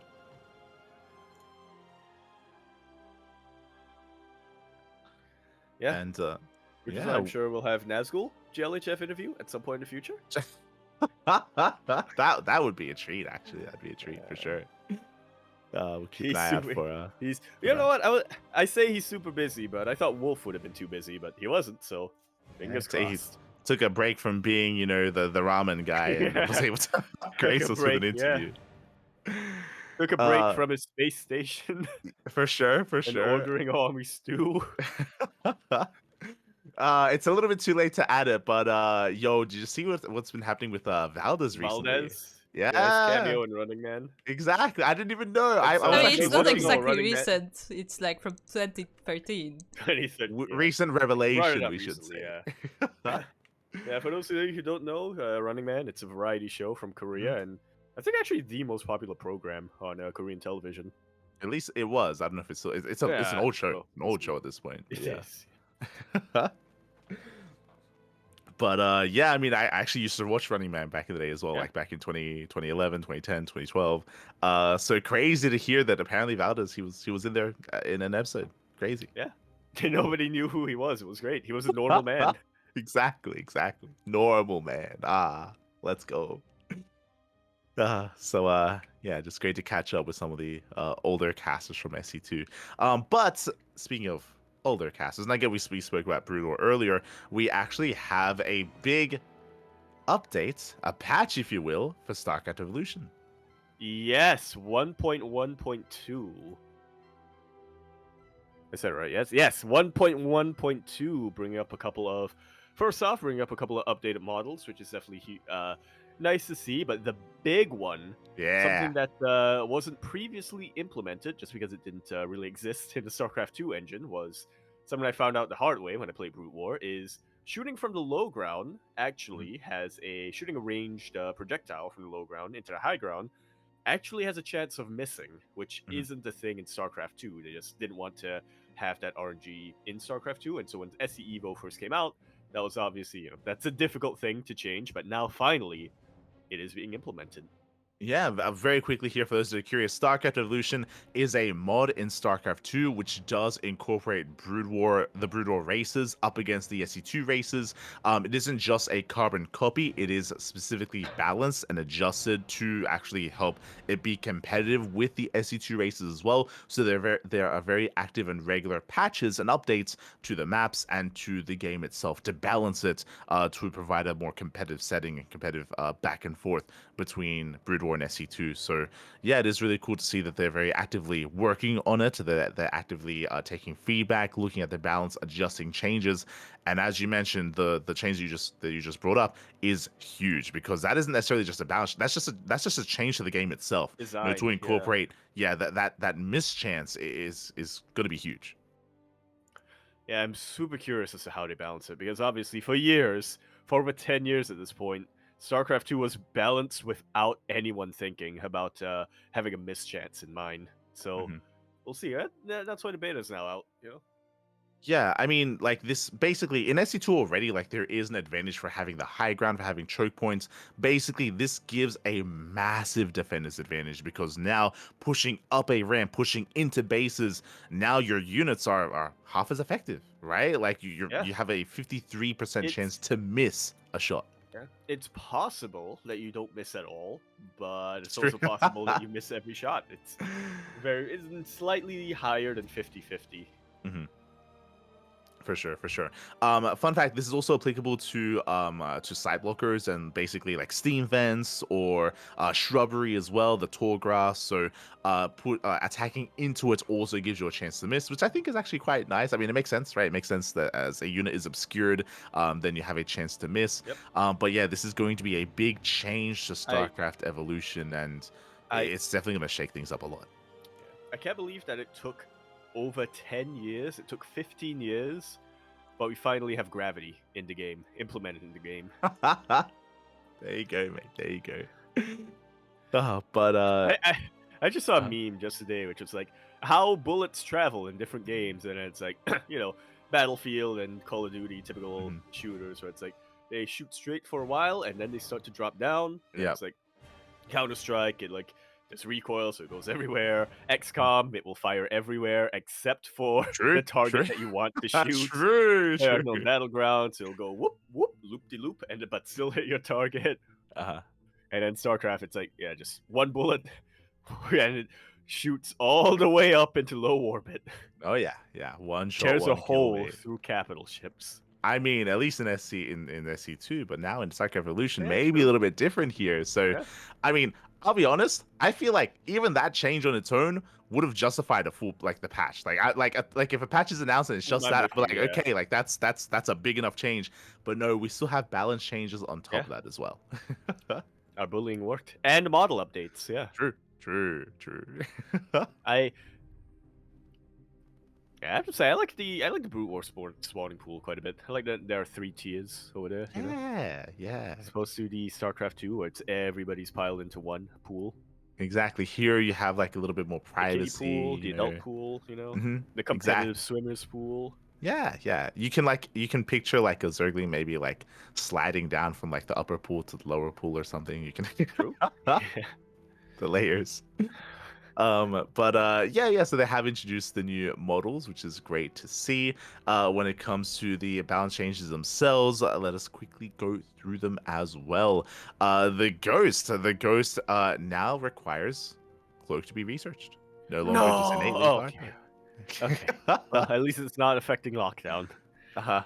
Uh they did affect lockdown though. They It does affect lockdown. Yeah. Yeah, they decreased lockdown range from 10 to 9. This does make sense. Again, I know that you haven't casted too much StarCraft Evolution, but you actually casted most or a lot of the StarCraft 4 champion, the TBT. SEL Yeah. 4 championship. And I think you even noticed yourself, like ghosts are a big part of Brood War Terran or SEL Terran, and lockdowns are also a big deciding factor. Maybe a little bit too strong. They did decide to lower the lockdown range by 1. Yeah. Still gonna have long length, but Mhm. or duration, but Mhm. that's if you can lock it down in the first place. Yeah. At least, right, as you mentioned, at least they left the duration, which is what we always do bring up as well. Like it's like they Yep. still have the power of the lockdown. It's just now maybe a little bit more difficult to get it off. Yeah. sure. That leads us into the Vulture. The Vulture movement acceleration has been changed from 6.25 to I 9.25. support this fully, not just from Yeah. a balance perspective, but also just from a control perspective. Makes things a little bit easier. They're a little bit less slippery. I think you have a little bit of a greater perspective now because now you've actually been using vultures as of late in Brood War. Now you know Yeah. that they're a little bit. They are slippery bad buggers. They are. They are. I wipe them down. Wipe them down. They lubed up the wheels. Oh, I don't think they even have wheels. They use maglev Mhm. technology, levitating technology. For sure. For sure. So No yeah, with friction. that. Yeah, a little Yes, bit with of air friction. I don't know much about physics. It's fine. It's fine. But yeah, the Vulture is now going to be a little bit more microable. The Goliath, I'm all for this one. The Goliath anti-ground weapon attack period has been adjusted. Is now a greater, so it takes longer to the attacks is more time in between them. Yep. I believe this is specifically targeting Spirit. I don't know if you So- remember when we casted Spirit in SEL, he was playing Mech, and at a certain point he was massing up pure Goliath. Yes. So the DPS is the same, but it's just it has a slower attack now. I guess its DPS output would be lowered because the attack rate is lower. Okay. So I guess it would affect its overall DPS, specifically Okay. for its ground attack, though. I support this 100% as well. I would rather have the attack of the Goliath slower than have it do less damage. Because I feel like, what's the point if you're making this big, brawny mech unit if it's gonna pew pew pew pew pew and do no damage? Cyclones. True. I mean, now they're back to the Now they are old Cyclone now, but they're not bad now, but they're not bad as support units now. They do quite a bit of damage as snipers now. So yeah, exactly, and yeah, so this change for the guys, it doesn't make a lot of sense just because again, I think this is specifically targeting matches that we saw in SEL where there were players who were just massing him. They were just massing massing Goliaths and overwhelming, and that's probably not the best idea for that kind of more specialized role that they're meant to fill. That leads us into the Wraith as well. Yeah, again, I'm not big on Brute War Esports, but from what I remember, Goliaths are mostly used as an anti-air unit in Brute War. Yeah. They're like mini Thors. Yeah, makes sense. Okay. Makes sense. Thors, they also have a slow attack. They do. At least a slow ground attack. Meanwhile, the Wraith was adjusted as well, decreasing the cloak research times. Now it is a little bit faster to research. In general, this does kind of buff the Wraith a little bit. It looks like they want to incentivize more Wraith openers and Wraith play, which, it's probably a good thing. I would say that it is a little bit more underutilized. Yeah, Wraiths, I mean, they don't... I feel like, specifically it's the vanilla StarCraft 1 air units that don't see a lot of play outside of very niche roles. Like Scouts, they got good anti-air. They don't really do anything else. Similar with Wraiths, it's the opposite. They got good anti-ground. The anti-air could be better. For sure. And the final change for Terran is a really big, almost a revamp here of the battle cruiser. So big changes for the battle cruiser. I don't know if you want to take it, but the battle cruiser, the HP. I don't have the dock open. Oh, okay. I see. To me, so. I see. Oh, good, Pappy. Oh, hold on. I got you. You're playing blind, Pappy. Oh my god. What's going off of you? It's all good. Yeah. Yeah, the battle cruiser here, the HP was increased quite heavily from 550 to 700, so increased HP, increased armor increased from 3 to 4. Movement speed was decreased. Supply was decreased, which means more BCs. They are going to be a little bit slower, but again, more armor, more HP, and likewise, damage output has been increased. At least all across the board when it comes to its auto attack. Yamato damage output was decreased to try to compensate for that, but the range was increased. So like that, it's just big changes here for the BC. Yeah, I feel like this is a straight up buff on the balance. Yeah.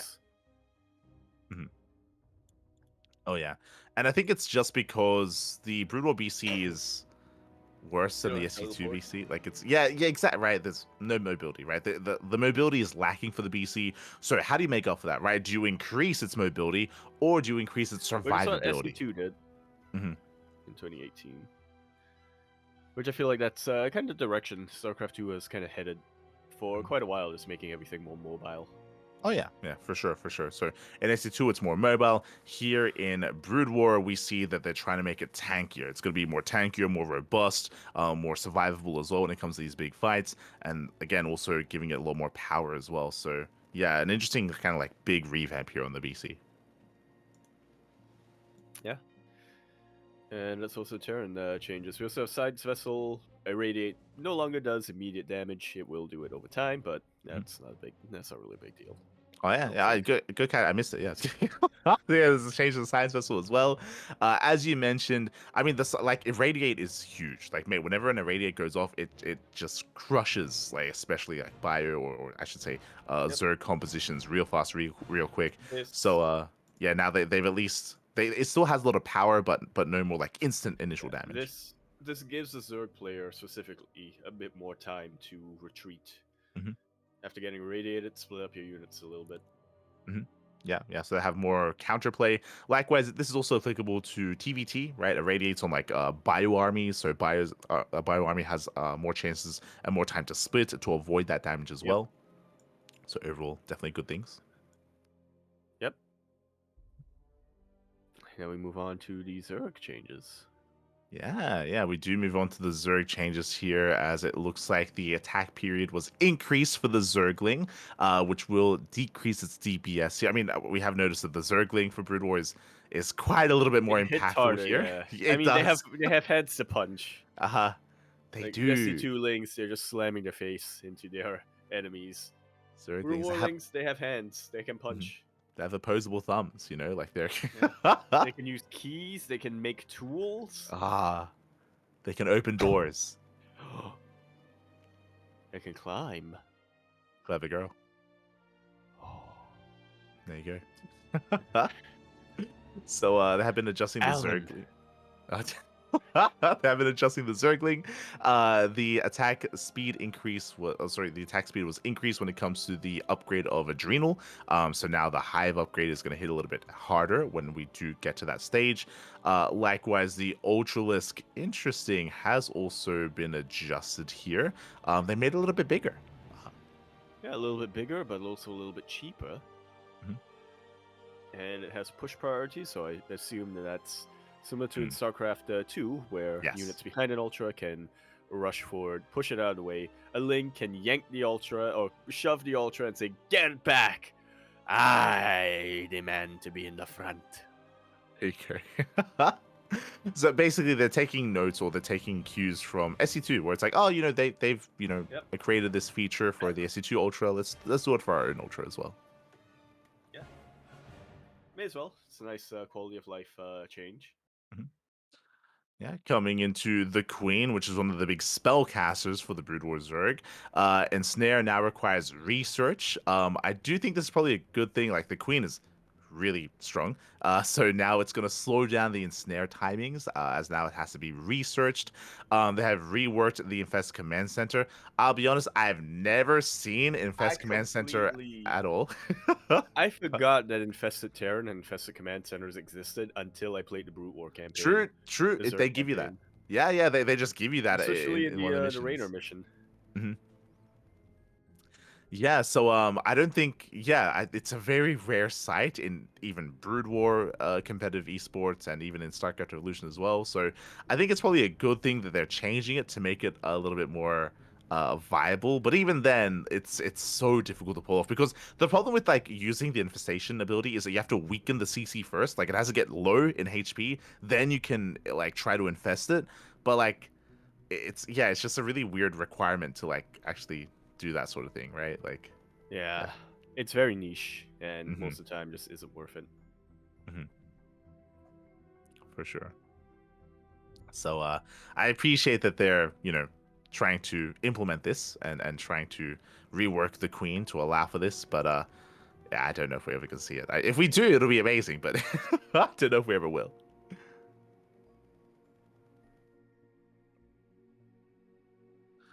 Meanwhile, the Devourer was changed, just decreasing its HP, making it a little bit more vulnerable, which I haven't seen too much Devourer play, but I'd like to trust like their their initiative to adjust the Devour and weaken it a little bit here, at least HP wise. And that leads us into the Protoss changes.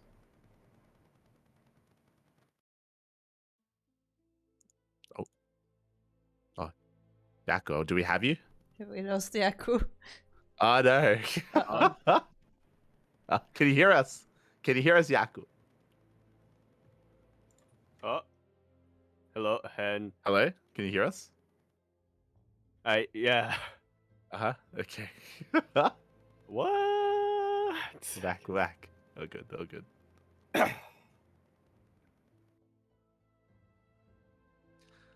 But yeah, that does lead us into the Protoss changes here.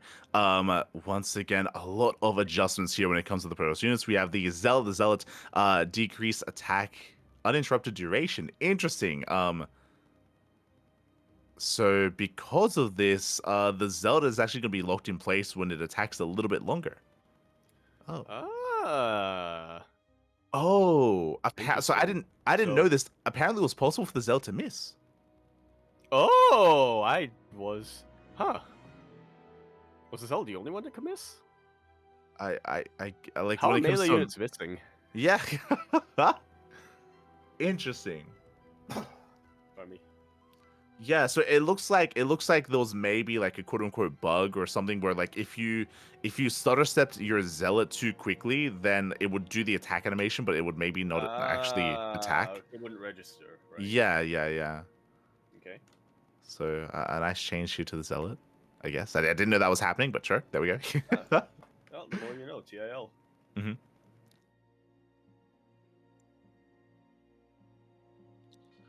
There we go. Meanwhile, we do have a change to the Dragoon. Dragoon increase HP by 10, so it's going to be a little bit tankier, at least when it comes to HP. To compensate that, the Plasma shields were reduced by 10, so just kind of a back and forth change there. The more interesting change is that Singularity Charge research time was decreased. So this is going to be overall a buff to Dragoons. I do think this is probably necessary. I think this is specifically targeting PvP, like Dragoon versus Stalker, Right. just allowing Dragoons to be like a little bit more competitive earlier. Yeah, like yeah. You can actually micro them a bit. For sure. And do well with them. Yeah, they get into range that much sooner. Meanwhile, when it comes to big changes, again, it's just been small changes from here. The Reaver, we actually have quite a lot being adjusted here when it comes to the Reaver. Yeah, more health, fewer shields, but also they kind of reworked the attack damage, so same overall DPS by the looks of things, but it's going to be more effective specifically versus Protoss units. Yeah, and we kind of spoke about this previously about how The Disruptor. Yeah, with PvP, like it does feel like they're trying to rework PvP, and Brutal Protoss is a little bit weaker, so they're trying to assist it in that kind of situation. So that has been changed. Decreased Scarab movement speed. Interesting as well. You can actually split now. You can try to split. True. Well, yeah. Yeah. I can try to split. I won't, but I can try. And they actually have been adjusting the Corsair as well, which I do think is a good thing here. They're making the Corsair a little bit more stronger when it comes to anti-muta defense, so attack range for the Corsair has increased. Likewise, the attack like AoE has been like added as well. Now it does more splash damage here, and that will help against clumping mutas. Yeah. Are Corsairs the ones with stasis? Or are those arbiters? Those are the arbiters. Yeah. Okay, because I remember being very annoyed with one of those two units. Insert campaign. There you go. I think the Corsair isn't in StarCraft 1. I think it's only in Brood War. I think. Okay. If I'm not mistaken. So you haven't experienced it yet. So it's all good. It's all good. Oh boy. That leads us into the Scouts. The Scout also getting adjusted here, decreasing the anti-ground damage, which is interesting. I mean, in general, the Scout doesn't really seem too much, so I don't know how I feel about nerfing the attack, at least when it comes to anti-air unit. Yeah. I guess they're trying to make it more of a specialized unit. Yeah. For sure. You I spoke agree with about that. yeah. There we go. And then the final change, you spoke about the Arbiter itself, a decreased stasis field duration. So they nerfed the stasis fields back just for you. They were watching Yeah. your stream. Thank you, Avex. Ah, no. I was But like, just let me escape.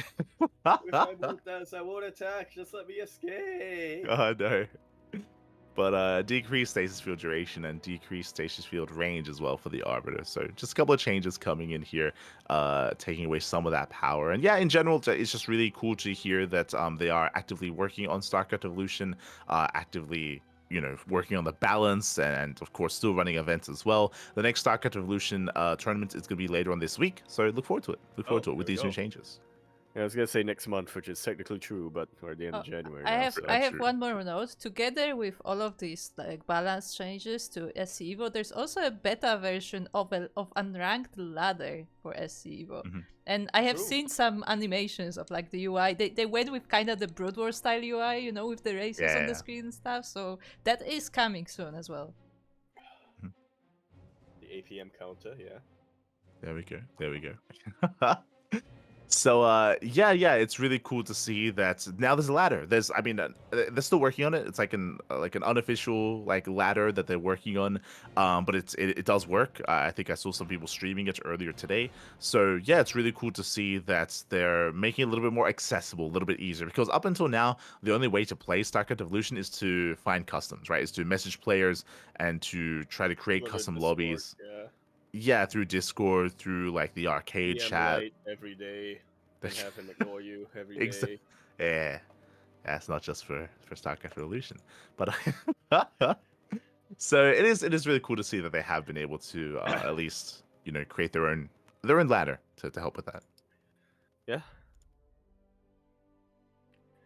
So yeah, obviously this is a very, very, very early version, so don't expect it to work too great, but Mhm. like you said, it's a work in progress, and if there's anything you come up with any issues, do report them so they can be fixed. There you go. There you go. Do report them. And the final kind of topic here when it comes to the news of SC2 is there's been a little bit of discussion here. I don't know if you've heard of it, Yaku. When it comes to the StarCraft worker start, this kind of began with. I remember a couple of years ago, Max Terrancraft actually kind of had a bit of a thought experiment and asking, what if we were to not go back to the old 6-worker scout, but just have fewer than 12 workers at the start? Mhm. And Yeah. a lot of discussion came from there. For sure. I'm not too sure what it was, but I think it was 9 was what he said was ideal. Mhm. What he decided was ideal. In recent times, like the discussion popped back up again.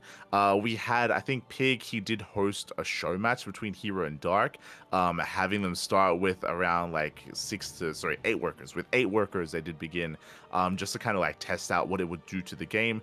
I think Pig, like he kind of admitted himself that like it was really fun games, but like both Hero and Dark, because of their history in StarCraft, they were just conditioned to like probe and drone anyway, so they didn't really make use of the earlier worker start. Like they just played like it was a fun series, but it was just Dark versus Hero. Like it wasn't anything too special, and there wasn't anything too unique that was actually created because Not of particularly Juanito, yeah. yeah, exactly. Nothing too special there. Afterwards, Pig, he actually did it again. But this time he actually incorporated something that Day 9 had suggested, where Day 9 he posed the idea, what if there was some added extra like RNG here? What if like we've spoken before about like, okay, maps with multiple spawn locations, right? Like they were removed from the game. It'd be interesting if we brought them back, having a little bit of RNG when it comes to spawn locations. Yep. What if on Or top maybe of that have... No, I was gonna say, or there was a compromise suggested a while ago that was like reveal on the mini map where your opponent's spawn is, but only for the first 5 seconds of the game or something like that. Yeah, something like that. Another thing here that Day9 suggested was, okay, what if the worker count was randomized? What if, loading into the game, you'd be notified how many workers you start with, how many resources you start with as well, and there's like kind of variables, right? Like you Hmm. can start with 6, 8, 10, 12, like you can start, and you have as a player time to adjust accordingly and react and try to like on the fly kind of adjust what kind of build you're going to go for, how you're going to approach the map, how you're going to approach the game, and have that be like another factor in like pro StarCraft play. Yeah, a lot of improv is what's speculated to happen after this. Hmm. Yeah, and it's really interesting. It's a really interesting idea. I kind of like it. I kind of like the idea that, especially because right now, currently in StarCraft, I know you've been casting a little bit less lately, but right now, Yeah, like maps are they're safe. very influential and really, really Oh, impactful true. Yeah. when it comes to like how players play. Like they're on large maps, okay, we just cut corners, we play macro. Like it's like Radisson Yep. Station, right, where you just hyper greed. Brad Small House. maps, you cheese, right? Small maps, you Yep. cheese, you all in. And that's it's very like cut and dry with how you Yeah, approach it. and it's not just the pros. Ladder, that happens a lot nowadays as well. Hmm. It's not so much a case where I feel like I'm one of the few players who is like, I have one build per matchup and that's all I do. I feel like my ladder opponents have gotten a lot more versatile than me over time. Yeah, and the maps are really impactful when it comes to like how players play and how they approach the game. Um, Varying the worker counts that would actually vary that up. It would mean that like, oh, okay, hey, we're on a smaller map, but oh sorry, we're on a larger map, but I start with less workers. Like, do I want to cheese, or I want to take advantage of that? Do I want to be more aggressive early on? I'm on a smaller map, but I have more workers. Like, okay, and I'm incentivized to maybe be a little bit more economic. I know it just adds something more here to the decision making early on, and I think that's really what they're trying to focus on is the early game. Right now, the early game is a lot more stale. Not for every matchup. Yeah. There are obviously variables, and there's PvP, obviously yeah. like the trick. there's definitely like cases Which where people can thankfully is the cheese. only matchup nowadays, so True. But like, so there are definitely cases there, but like outside of that, like the early game is typically really passive and really stale, and there's not really much going on there. yeah. I mean, like you mentioned, with your example of Dark and Hero, they are honed or they are trained over multiple years to just drone and Hmm. probe in the early game and sometimes go for a proxy, but Hmm. if they don't, if they're not, I feel like they only do that once they're 100% confident in what they're doing. Hmm. For sure, and that's kind of the trajectory here of StarCraft 2 is kind of rushing into the mid game for a lot of players, and there can be like all ins in the mid game and aggression in the mid game, but like the early game is like just again a lot more stale, a lot more cut and dry. And this is Pig and other community members trying to take the initiative to maybe have a unique way to approach that and a unique way to change that without necessarily like changing balance or changing maps too much. I think it's really creative. I think it's a really creative idea of having RNG when it comes to worker counts. It's definitely something that I wouldn't necessarily have thought of. I don't know Hmm. how. I don't know how it would work out. I don't know if it's going to be a positive or a negative change. I think Pig has been trying to I host some show matches featuring I this to I try to think it's feel it out. probably going to carve out its own niche after a Hmm. while. That's what we saw happen with SC Evo. That's what we saw happen with a lot of the other mods Hmm. that have come out recently. Yeah, well, the idea is that this is kind of like a testing phase, and if it's positive, True. then they can bring it to the balance council and be like, "Is this something that we want to Yeah. implement to like the True. proper like base game of StarCraft 2 into esports? Like, is this something that we should even consider?" A lot of Not it would depend on how Yeah. some of these show Or matches not go, even I'm sure. necessarily the RNG, not even necessarily the we have a variation between each game, but even just how would having fewer workers work? How would starting with a few minerals work? Mhm, You know? How would that impact things? mhm. Yeah, exactly. So I think it's really interesting. It's definitely really creative as well. Whether it leads into anything yet to be determined. Yeah. Right, they're still playing at their matches. I think It, Pig recently he hosted a show match between Bly and Haas. He like brought them out of retirement and the two specifically maddest lads of their respective continents. Yeah. exactly. It was for two reasons: because they are as creative as they are, but also because they're currently retired, like they're currently inactive, Hmm. which means they're not like They as actually have time. They're not. Yeah. yeah They don't have to really. They're not weigh conditioned. their options. They're not conditioned. They don't have to Mhm. be like, but if I play in this, then I'm wasting valuable practice time, so and so. Yeah, they Mhm. can just play when they're free. Exactly. So, yeah, I think it's a good way to approach that. Yeah. Whether or not it comes to anything, hard to say, but it's just really interesting to think about, at least to discuss. Yeah. Really exciting stuff coming out. I have to say, Bobby leaving Blizzard.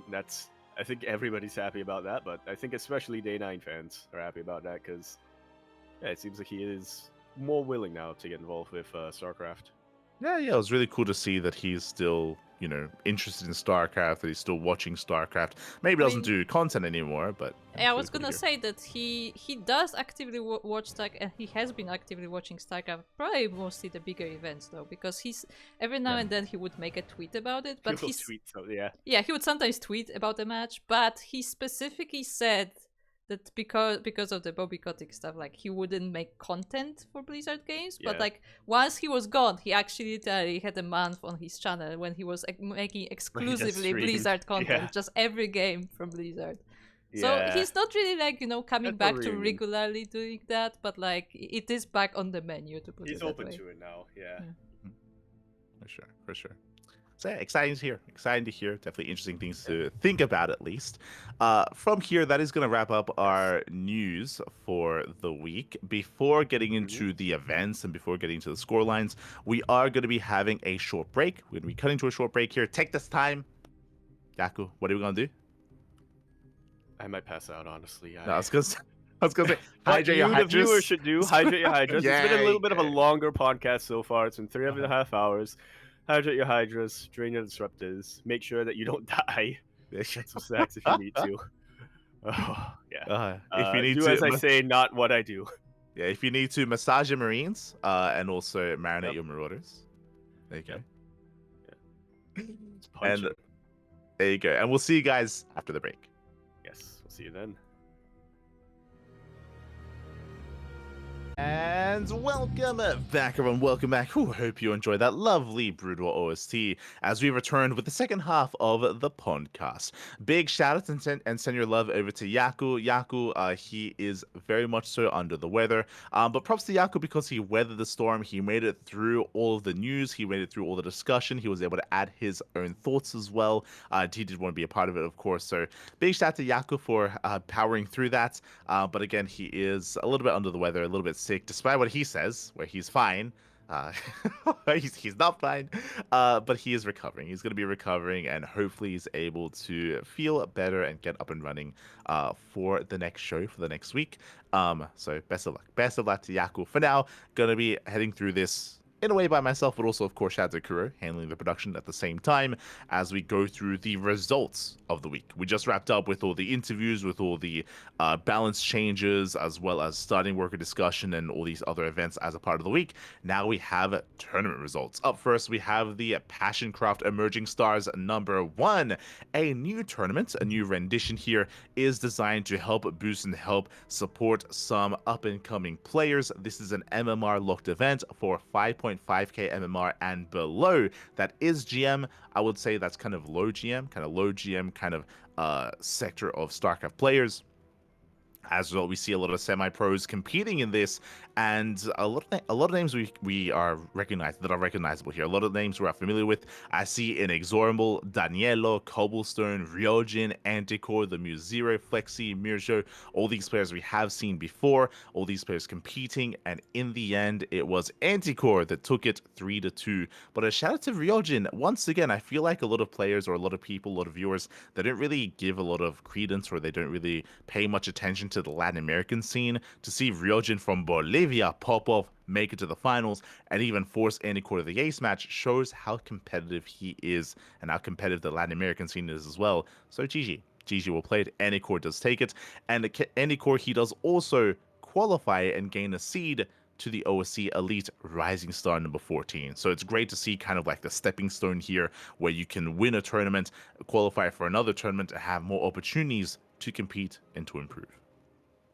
So we always do championship. We always champion the idea of having these kind of like grassroots events to kind of bolster the up and coming players. So really great to see.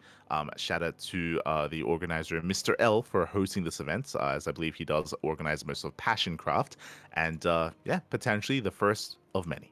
The first of many tournaments. From here, this leads us into the Chat Star League number 33. Once again, we do have progression here on the bracket. This is another more unorthodox event. It is the first event of the year of 2025. Once again, I believe this is also a MMR restricted tournament. Yes, it is 5.3k. So actually a little bit lower, a little bit less than the previous event, 5.3 instead of 5.5. So also is going to be MMR locked. And we have a plethora of Protoss. Zero Zerg. Zero Zerg. But I see a name that I haven't seen in a long time in these tournaments. Soon. He had retired. He has stepped away. Soon did compete. No Money competed as well. Great to see them both returning here. Again, the German, like kind of semi-pro scene was thriving a couple of years ago.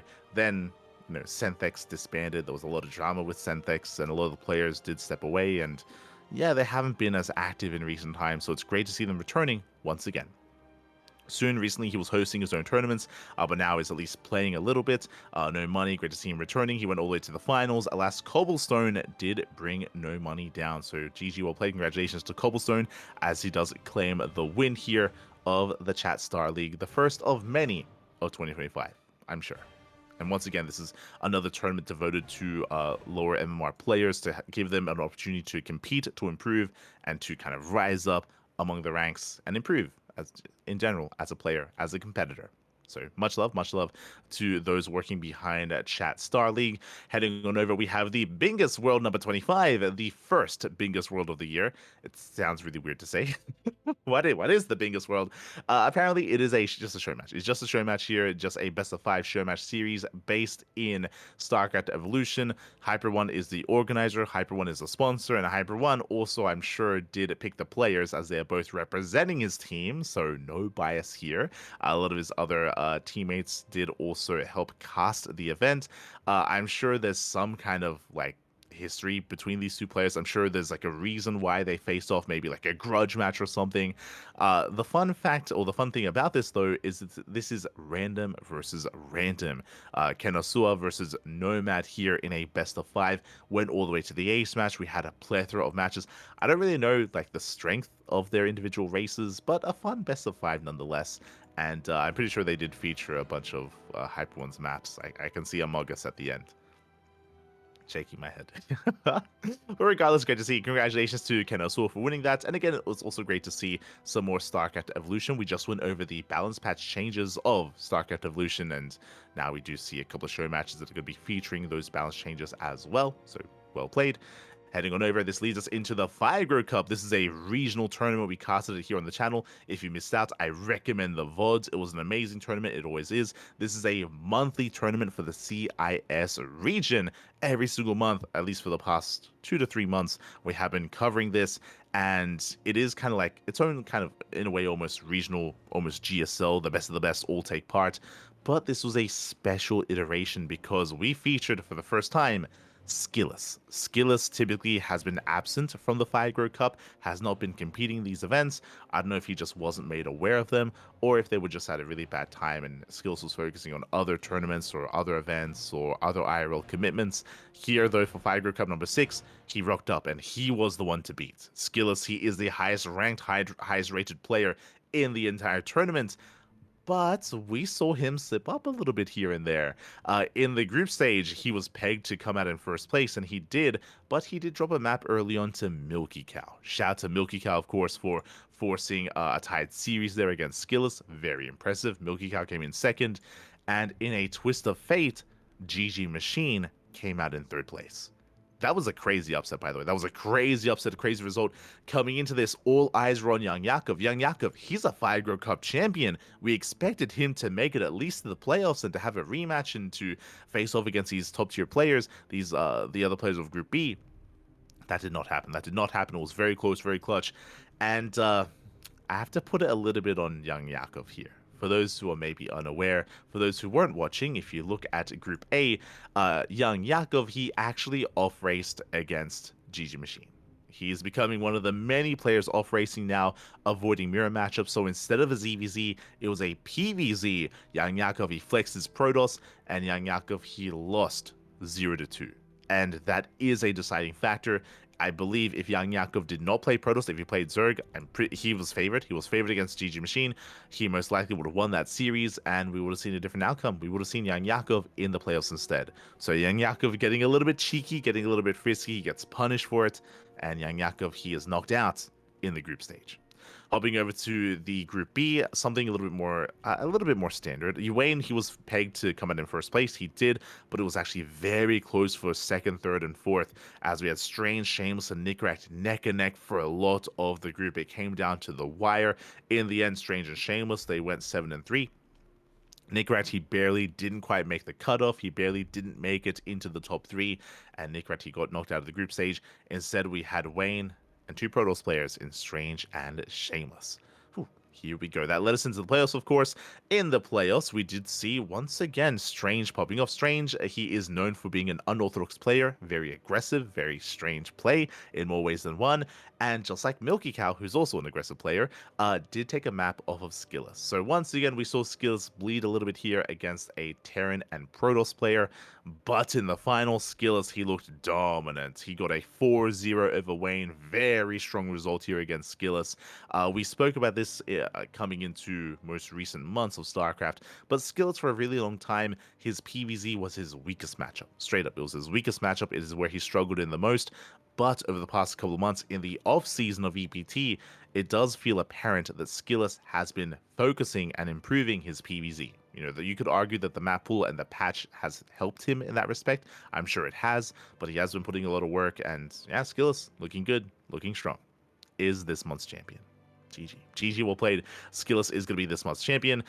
Wayne, he was able to bring down Shameless. They had it also a very clutch, very close series. Do recommend the VODs. A lot of really fun matches here. And again, all this is going to be available on YouTube and on Twitch. That leads us into our next event. Not a regional event, but an invitational. We had the Anki Christmas Invitational. This did take place on Christmas Day, but this was only casted in Spanish. We were able to gain access to the replays though. Big shout to Anki. Anki did share them with us, and we were able to have the first English broadcast merely 1 or 2 weeks ago at this point. A little bit later after the events of the tournaments, but regardless, we were able to cover them. And honestly, it was a banger of an invitational. We had Xian, Gumiho, Björn, and Shin facing off here in this invitational in best of 5s, pure best of 5s every single round. We had Xian take down Gumiho. Xian has been looking very impressive. Keep this result in the back of your mind, but Xian, he does get the win over Gumiho. Shin gets the win over Björn. Björn has been on a little bit of a, I would say, slump. Björn has been slumping a little bit, so he hasn't been getting as many results, has been struggling a little bit more in these open cups, but Shin gets the win over Björn. Xian over Gumiho, that led into the grand finals, where Shin does bring Xian down 3-1. What I will say, though, is that the matches were very close, very back and forth, and we have seen Xian improving heavily here over the past couple of months. This was a series that took place back in December. You'll be seeing results coming into January, though, where Xian has been getting better and better. So it's been great to see the growth of Xian over time has been shooting up real quick. So congratulations, Xian, he got second place. Shin, he got first. And of course, we had Gumiho and Björn also walking away with some prize money as well. That does wrap up the Enki Invitational. And that leads us into another Enki event, the Enki Pro Series. The first of many. I spoke to Enki, and he is thinking about making this a monthly.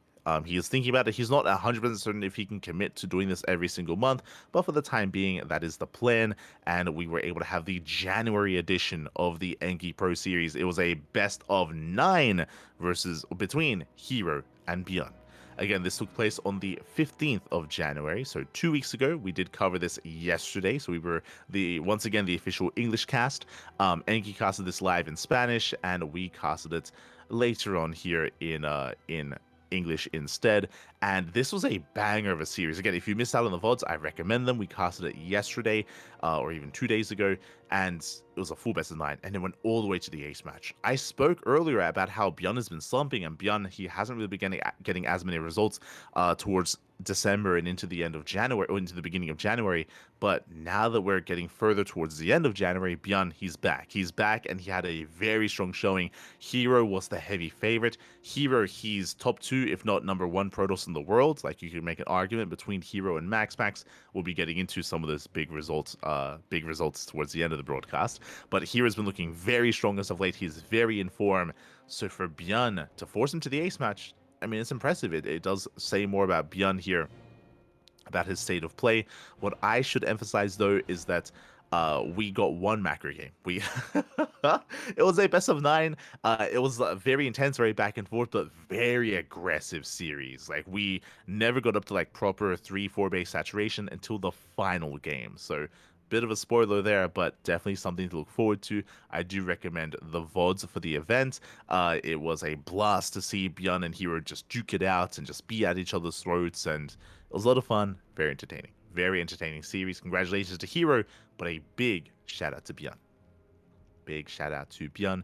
That leads us into our next event, an event that was flying under my radar. Didn't quite notice it at the time, but it is the Phoenix League Cup. I don't know if this is going to be a regular event. Hard to say. I'm not too sure who Phoenix is. I would imagine he is a big fan of StarCraft. Phoenix does fund it, and this was covered by Laughing Games alongside Inu as well. They did cover this event. This was an invitational. There was no qualifier or anything like that, featuring quite a plethora of players here. Classic, Creator, Zaun, Bjorn, Kyor, Gumiho, Shin, and Solar. Like a really solid lineup here. The best of the best in Korea did duke it out. Missing a couple of key players. You know, I don't see Dark, I don't see Hero, for example, but still a solid lineup nonetheless. And we had, once again, some good results coming in. This actually took place a couple of days ago. Classic took down Bjorn. Classic has been looking more in form as of late. Like, Classic is also a player that has been slumping, similar to Bjorn, where his results at the end of December coming to January were lackluster, is what I will say. Maybe just focusing on holidays, you know, having some time off, Christmas, New Year's, Lunar New Year's as well. I'm sure Classic was just taking some time to himself. But here, he had a really strong showing. He took down Bjorn, took down Kyor. Kyor was able to 2-0 Solar. Classic and Kyor went all the way to the ace match. Classic made it to the grand finals. Creator taking down Gumiho. Gumiho was another player that's been struggling. We saw Gumiho earlier go down to Zaun. Here, Gumiho goes down to Creator. Gumiho, he's been having a hard time. So, despite winning Home Story Cup coming into the year, Gumiho has also been struggling as of late. Creator gets a 2-0. Shin takes down Zaun. We have a repeat result here from the Christmas Invitational, if you recall. So Shin takes down Zaun. Shin takes down Creator. Shin takes down Classic. Shin with the ZVPs does come out on top. I mean, we've even seen Shin take down Max Packs as of late in more regular intervals. So Shin has been on fire, definitely. A big reason for this is because Shin has been grinding. Unlike some of these other players, Shin, he plays in everything. He is the most active Zerg player in the online tournament circuit. Zerg player, period. Not even just Zerg player in Korea, but he's more active than Raynor. He's more active than Serral. He's more active than Solar, than Dark. Shin, he plays in so much because that he is in peak condition in the off season, more so than some of these other players that play like in a weekly every now and then. So Shin is in form, and again, that's reflected in his results. So Shin has been getting a lot of really big wins during the off season of December and January. GG does get the win here, does get the win over Classic. That leads us into the Basilisk Big Brain Bouts. The final kind of show match series to go over here this week. It was a really interesting one. I wish I had Yaku here to go over this because there's so much story and so much to dig into when it comes to these matchups. I love to see it here. We had 4 show matches in total. The first one, a rematch between Clem and Trigger. We actually have seen Trigger bring down Clem in recent times, so this was a rematch. Not the series result that I wanted. It does end 3-0 in favor of Clem. Clem, he looks dominant here against Trigger. This was a couple of days ago, so Clem gets the win. We had Babe Marine versus Dolan, near and dear to our heart. We had the TVT Dolan. He's one of our boys. He's an ex-CranKy Duckling, but Babe Marine, he does take the win there, looking a lot more solid against Dolan. And then we had the Mexican showdown. Oh, we had a Latam versus Latam, Mexico versus Mexico, Cham versus Euthermal. For those that are unaware, there are some people that maybe haven't heard or don't know, but Euthermal, he's been living in Mexico for quite some time. He's been living in Mexico for almost a year at this point, maybe even more than that. I know he traveled before last year. He traveled back and forth to stay with his partner. Of course, his partner does reside in Mexico, and now he lives there. So yeah, we have some Mexican on Mexican action here with Euthermal and Cham, and it goes all the way to the ace match. I wouldn't have had it any other way, but finally someone brings down Cham, as Cham has been on a tear in a lot of these online show matches. He's been winning series after series in the big brain bouts. It took another Mexican to bring him down. Congratulations to you, Thermal. We have adopted him. We have adopted him as one of our own. Does get the win. GG, well played. And that leads us into the main event, and this is a rematch. For those that remember, it is an event that we casted. It was the OC Challenger Bracket. I think it was Challenger Bracket B, if I remember correctly. It was a best of 5 qualifying match. Jumi took down a laser 3-2. It was a big win. A laser is one of the best Zerg players in Europe. He's top 3, arguably he's top 4, top 3. I would say that currently he is maybe in better form than Lambo. So a laser, he's one of the best Zerg players in Europe. So it was a big result and a big upset when Jumi defeated him the first time at the start of the month, at the start of the year. It was crazy when Jumi took down Laser. We were fortunate enough to cast that series. I do recommend the VODs. It is on YouTube. It's also on Twitch as well. Jumi had a crazy showing, and history repeats itself once again. Takes down the Laser. This time 3-1. This time a much more dominant showing by Jumi. There's something about Jumi here. I mean, again, Jumi, he has been on the rise. He's been playing a lot more. That's been showing in the results as well. He's been grinding, playing in all these open cups, playing in KSL, going full degen, staying up until 4, 5, 6 a.m. in the morning to play in tournaments. And it shows like that mindset and that grind from Jumi is now, being replicated here, with now being shown off in these results by taking down a player like a Laser. I think before this month, I think a lot of people look at this matchup and they think it would be more one-sided. They would favor a Laser 100%, but now Jumi, he's kind of clawing his way up the ranks of European Protoss. For a long time, the hierarchy of Protoss was MaxPack, Showtime, Skilless, and then you have like Cristiano and Geralt just behind them. I want to say that Jumi, he's threatening Cristiano and Geralt. Like, he's threatening like the top 5 Protoss hierarchy, and he's actually getting up there. It's crazy. It is crazy. So GG, well played. Jumi does get the win, and that wraps up our show matches for the week. And now we can embrace some more OSC events. Here we go. This leads us into the OSC Weekly number 198.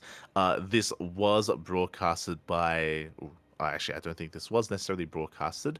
But again, a lot of matches did occur here, did go on. We had a starting player in Jumi. Oh my god, Jumi did kick things off with a win streak himself. Shout out to Miyamaika. It's always a treat. Miyamaika, he rarely competes nowadays, but every now and then he shows up for an OC King of the Hill. So much love to Miyamaika. Jumi took down Demi, Percival, and Mio. Big wins. Then Jumi falls to Cham. I'm telling you, Cham, he is a beast. He is a sniper. And Cham, he takes down some of the best Protoss players in Europe. I was just praising Jumi about threatening that top 5 Protoss in Europe. Jumi falls to Cham. Geralt falls to Cham as well, who I would say is comparable in skill.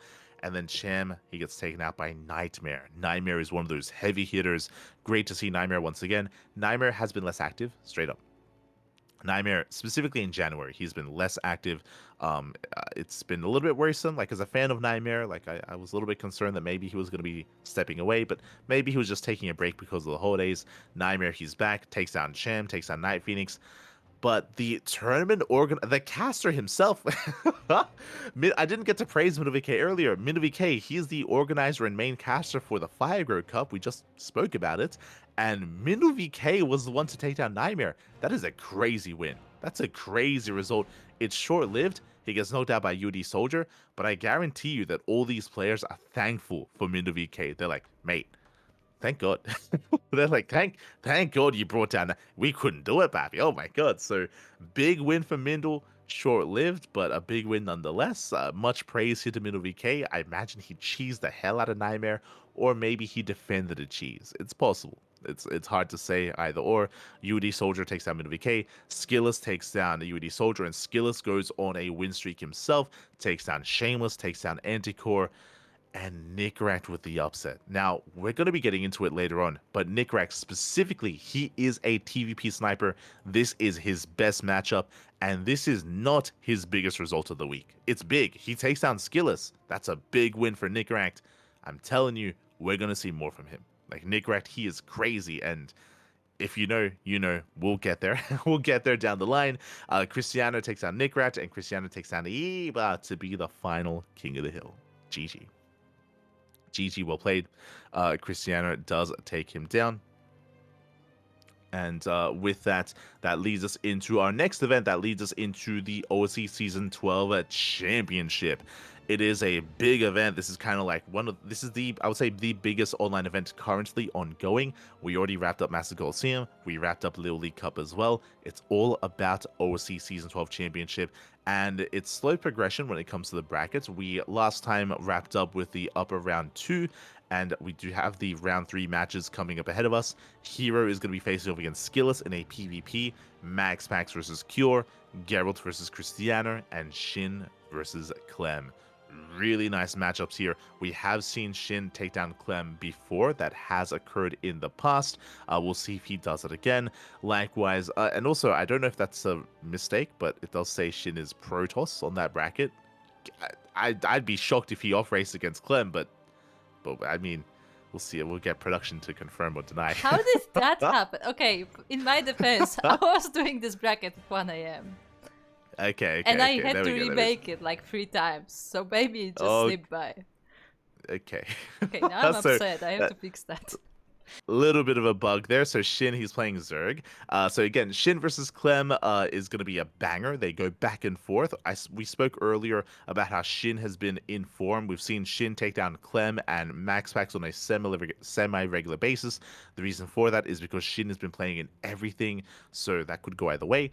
Geralt versus Cristiano, that is a long-time rivalry. They are the top 2 Protosses in Poland, if we don't count Mana, and they do trade blows back and forth time and time again. Usually it goes the way of Cristiano, but every now and then Geralt does get the win, so that could go either way. MaxPax versus Cure, I would say that MaxPax is the heavy favorite. Cure, at a time, he was known for his TVP, but nowadays MaxPax, he is going to be the one to advance on into the next round. Best of luck to Cure. Hero versus Skilless, similarly, Hero is going to be favored. Skilless has been improving, but has he improved enough to bring Hero down? Best of luck. I look forward to the potential Hero versus MaxPax round 4 match, but we'll see if they can be denied that and if anyone can cause an upset. Scrolling down to lower brackets, we have a plethora of matches coming up ahead of us.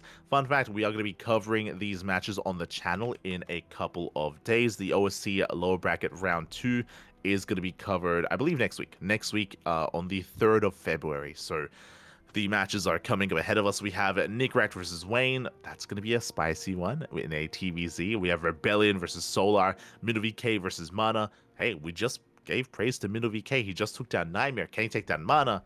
If he can take down one, he can take down the other. Mana's still going to be favored there, but best of luck to Mindle. It's going down. We have Hormono versus Night Phoenix. That's going to be a nice rematch. They do face off from time to time in online tournaments. Yang Yakov versus Spirit. I'm curious. I have a lot of hype behind Young Yakov in my mind, but Spirit is still a beast, and Spirit is the favorite player to make it through. Creator versus Mixu. That's going to be a lot of fun, seeing the Europeans and the Koreans face off against each other. Classic versus Aragfire. Aragfire, I would say, pulled off an upset. He took down Jumi in the previous round. Going over the results, Aragfire took down Jumi 3-2. Big win for Aragfire. I would say Jumi was favored there, but Aragfire recently joining Alien Esports, recently reinvigorated, recently being motivated to improve, is one to keep an eye on. 100% is one to keep an eye on. And then we have Nightmare versus Shameless at the end of the bracket. Again, Nightmare is favored there, but Shameless has also been on the rise. When it comes to the results, Mixu took down Baby Marine. We did cast this. We did cast the lower bracket round 1. I recommend the VODs. Solo took down Lemon. Shout out to Lemon for being able to force a series out of that. Mono took down Lunacy, Nightmare over DNS, Spirit versus Spirit over Art, Aragfire over Jumi, and Mixu over Baby Marine. That was a spicy ZVT as well. Very close. Baby Marine even flexing some mech. He did play mech in that series as well, so it was a lot of fun to indulge in and to experience. Actually, I would have favored Baby Marine in that series, so I would say an upset, as Mixu does bring him down. GG. GG, well played. Those are the updates for this week, and we're going to be having more in the weeks to come. As it is a big bracket, a lot of matches to come, a lot of players. We'll get there. We will get there. That leads us into the Open Cups. Oh boy, again, a lot of Open Cups this week and a lot of fun events to get into as well. There are definitely there's some conclusions to certain storylines that we can discuss. We were alluding to them earlier. First things first, though, KSL, the Korean StarCraft League, week number 68. We, of course, did cover it on our channel, and we did have a good showing here when it comes to the Korean scene, when it comes to the Korean players. Hero, he was able to mow his way through his round, though. He took down Trigger 2-0, took down Gumiho 2-0 as well. Those are honestly fast matches. Those are some fast matches and fast games, aggressive builds. Gumiho flexing the TVT matchup. He takes down Cure. Again, Gumiho, he has some of the best TVT in the world, but does fall at the hands of Hero. Again, Hero, he is arguably the best player, the best Protoss player in the world. So Hero, he is a dominant force in the KSL. He has won the most KSLs in the history of Korean StarCraft League, so he's the one to beat. Heading on down, we had Dark taking down Creator. Shin takes down Classic. Once again, we saw Shin take down Classic in the Phoenix League Cup. Now he takes him down here as well. So Shin has been looking very dominant in this matchup, and we even saw that reflected in the semifinals. That is not a mistake. Dark did play Protoss. If you've been watching the CranKy Ducklings for the past 2 weeks, you would know this. You would know that Dark, he recently, I mean, this is a bit of a spoiler, but Dark, he's been playing Protoss in Alima League. He played Protoss in Alima League. That was last week. He played Protoss in LiuLi Cup. He played Protoss in Pegastorm Monday. He played Protoss here in the KSL, and he played Protoss in one other event. It was 5 tournaments. Pegastorm Monday, Alima League, LiuLi Cup, KSL, and I want to say the Wardy TV Monday as well. So Dark has been playing a lot of Protoss. Specifically, he's been playing Protoss against other Zerg players. So he's been avoiding the mirror matchup. Similar to Clem, to Raynor, Yang Yakov, Iba, a lot of players have been avoiding mirror matchups and playing Protoss. We spoke about this last week in the podcast about, about the Protoss race and some perceived issues with it, and why we see a lot of players embracing Protoss more than others when it comes to avoiding mirror matchups. Dark has joined them. Oliveira was another one as well, but Dark did join them. Alas, did go down to Shin. Was a fun series, is what I will say, but Shin does get the 2-0, and Shin advances on the face-off against Hero in the grand finals. Hero still, though, he is the favorite player to win it all, and he does bring Shin down. It was a fun series, though. It was back and forth. It always is a great treat to see Hero versus Shin. Again, there's no animosity between them. Hero and Shin, they're ex-teammates, they're good friends, they're always posting whenever they go out to eat after big events. They all go out to the KBBQ. Hero, Shin, Bunny goes with them as well. All the ex-CJ boys, always like just a nostalgia trip seeing them hang out together, and here Hero gets the win. Hero takes down Shin 3-1. Does bring him down. That leads us into our next event. That leads us into the Wardy TV Monday number 20. This week's Wardy TV Monday here, we do have Clem once again. Clem, he is the one to beat. And usually the story of the Wardy TV Monday is Clem versus MaxPax. That's usually who we expect to see in the finals. But I alluded to this result earlier. If you remember, I was talking about, we went over Skilless versus Nickrat. How Nickrat defeated Skilless, and that was a big win. And I was like, mate, you ain't seen nothing yet. We were fortunate enough, we casted this tournament, and after we saw the results coming in, I instantly whispered Nickrat. I messaged him on Discord. I was like, mate, that's crazy. What's going on? What happened? Like, really well played. Do you see here on the round of 16, Nickrat took down MaxPax 2-1.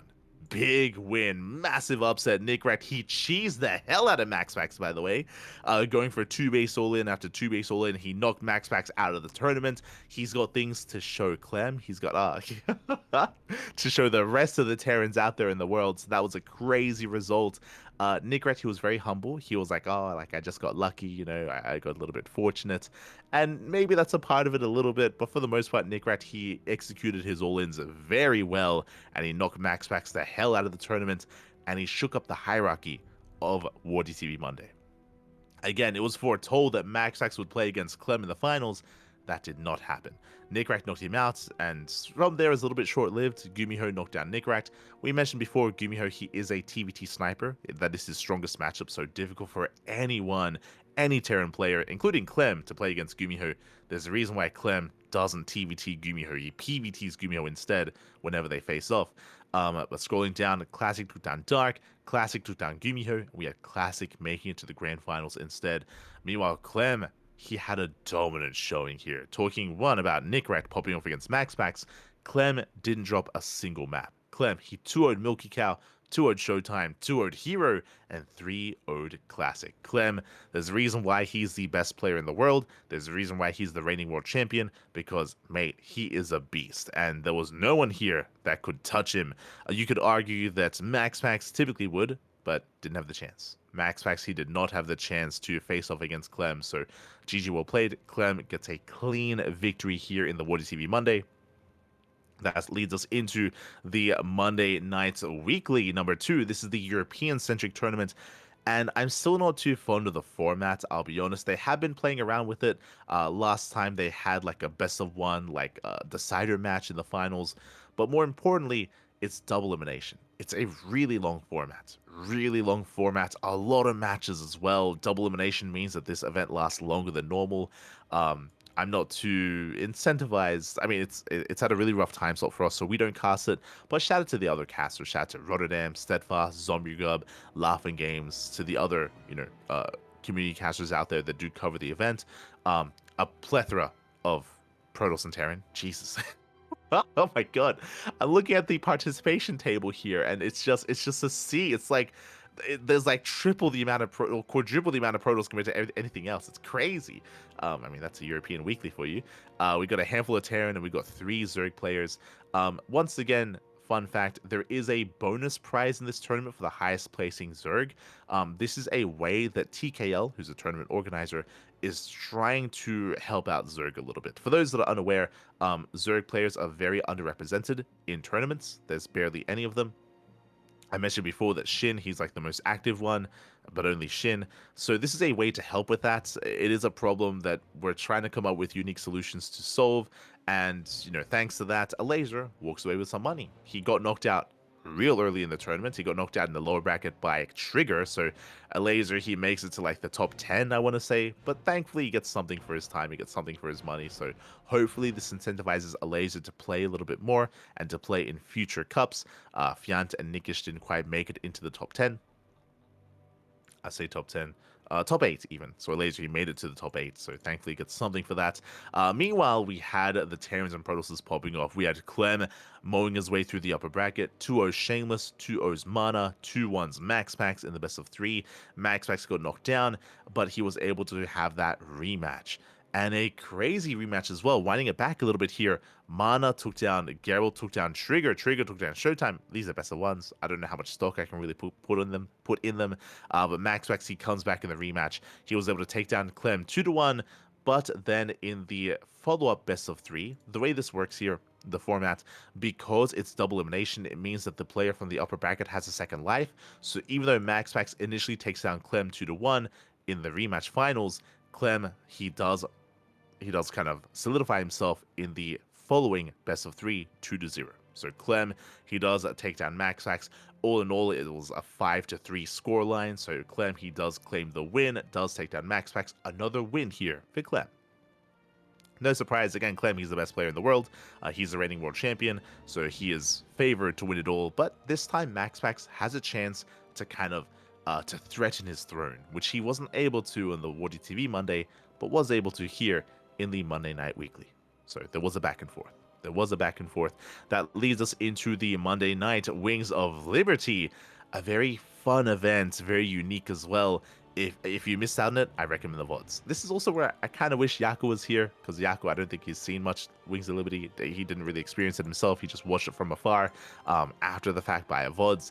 But this was a very special edition of the Monday Weekly, the Wings of Liberty edition. So all these games were played on Wings of Liberty. We did cast it live. It was a lot of fun. It was a blast from the past, a nostalgia trip, and it was not balanced at all. It was not balanced at all, baby. Ay. Oh my god. So if you didn't watch Wings of Liberty yourself, it is a very different game. Very almost simplistic in a way. and also not, just because there's so much less to work with. For example, there's no disruptors, right? There's no disruptors. There are a bunch of units that were introduced in Legacy and in Heart of the Swarm that are obviously not involved here. So the compositions they feel a lot more primitive, to be honest. They feel a lot more uh, ape-like, if you if you will. I think a good example of this is PvP. PvP, the dynamic is so different. The Stalker attack rate is higher, but the Stalkers are weaker, so going mass Stalker is less viable. Likewise, there's no disruptors. Without disruptors, the power unit in PvP is the Colossus. Because typically the counter to the Colossus is the Disruptor. So players, they're in PvP, they're forced to just build Colossus, and it's almost like Phoenix Wars, where in Phoenix Wars and PvP, when you start making Phoenixes, you can't stop. In PvP for Wings of Liberty, if you start making Colossus, you can't stop. And we had just mass Colossus versus mass Colossus. Another really weird thing about PvP and Protoss in general in Wings of Liberty is that because of how the race is made, it like disincentivizes move outs. What I'm talking about, what I'm referring to here, is there's no recall.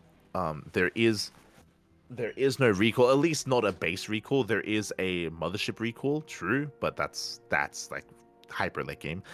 So there's no recall. So the mobility of the Protoss army is very lessened. It's much weaker. It's very immobile compared to what we see now. There's no recall. There's no shield battery. There's no NG overcharge. There's no shield battery overcharge. There's no mothership core. There's no pylon overcharge. Like in general, like the defensive capabilities of Protoss is much weaker in Wings of Liberty. So because of that, like, and because they can't recall, like there's a lot more turtle play. There's a lot more turtle play once we get past a certain stage in the game. So yeah, we were able to experience like late game PvP, which is just mass Colossus versus mass Colossus. I think we had 14 Colossus from Shameless at one point against Jumi, and he just A-moved the hell out of him.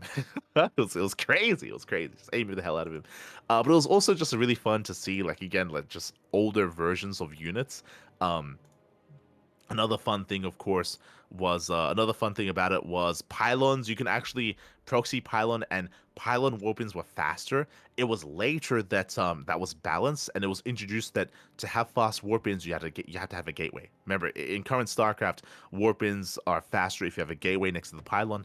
Back in the day, didn't matter. You can just have a pylon, you just warp in, just fast warp in. You can also warp in on the high ground, which doesn't exist anymore. Not in Legacy, not in current StarCraft, but you can warp in on high ground. So just some crazy plays were happening. It was crazy. It was disgusting, specifically for PvT.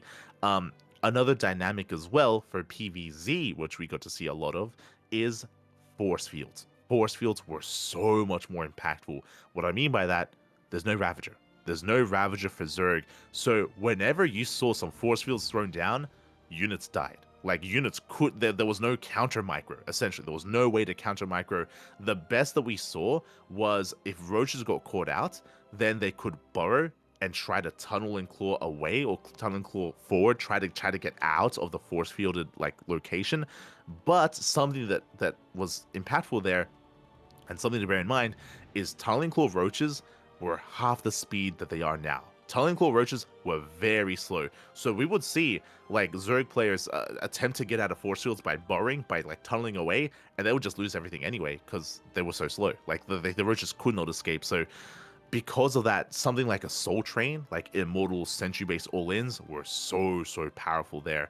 And you got to see as well like the reasoning why Ravagers were introduced, the reasoning why things were changed, like Tunneling Claw Roaches are faster now, the reason why Protoss have shield batteries and have recalls, like you got to see like the flaws of Wings of Liberty and the reasoning why things evolved the way that they did. So it was very, like, again, the nostalgia was real, but again, it did not seem very balanced at all. It was it was crazy.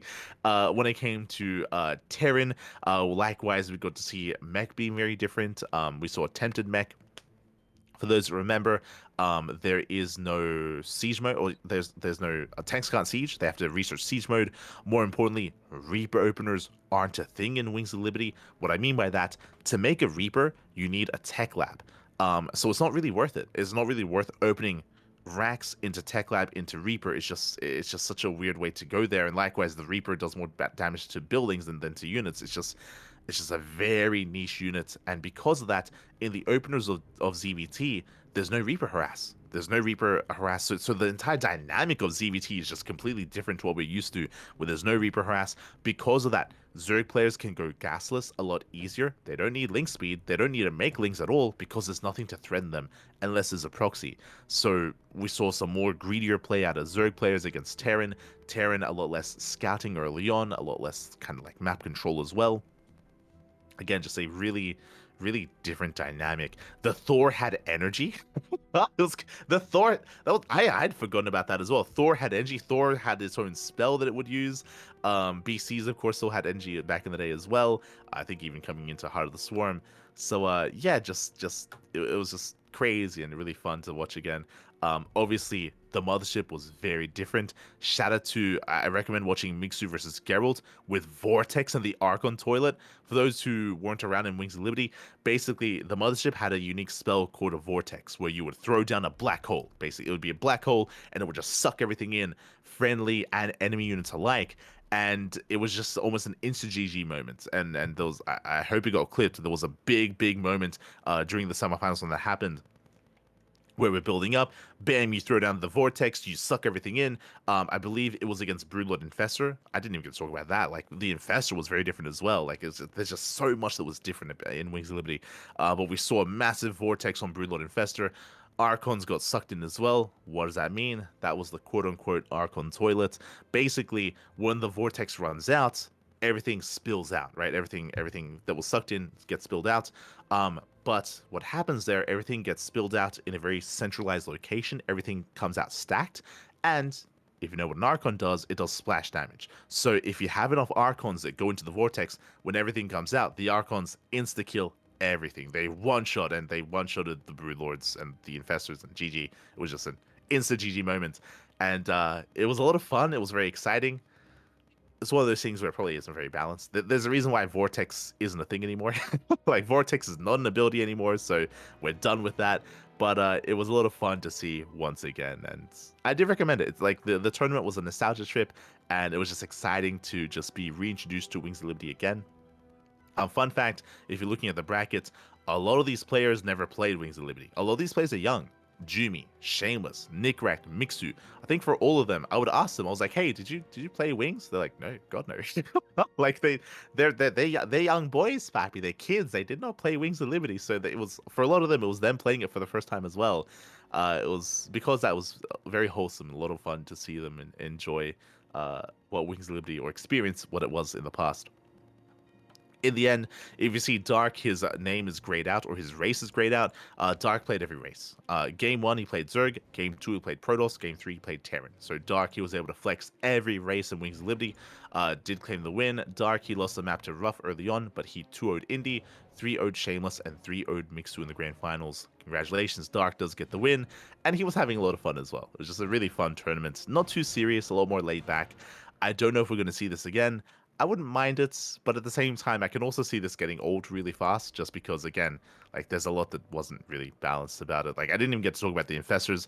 Infestors were also very different. They had the Infested Terran, let's go, if you remember that.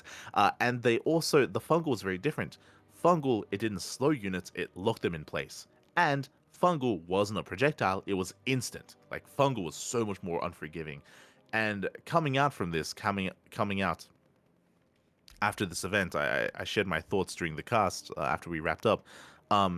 It had a lot of Brood War vibes. It had some Brood War vibes. And what I mean by that, whenever we cast StarCraft Evolution, the spells are so impactful.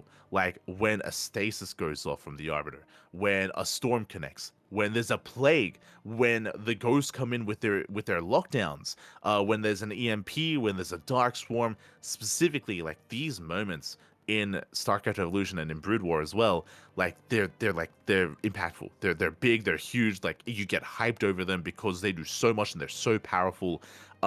They don't end the game necessarily, because in Brood War and StarCraft Evolution, units are cheaper, so you can, and it takes longer to counterattack as well, and to snowball out of control. So you'd have these like big decisive, like these big fights. They wouldn't be as decisive, and you'd have like multiple of those fights happening throughout the course of the game.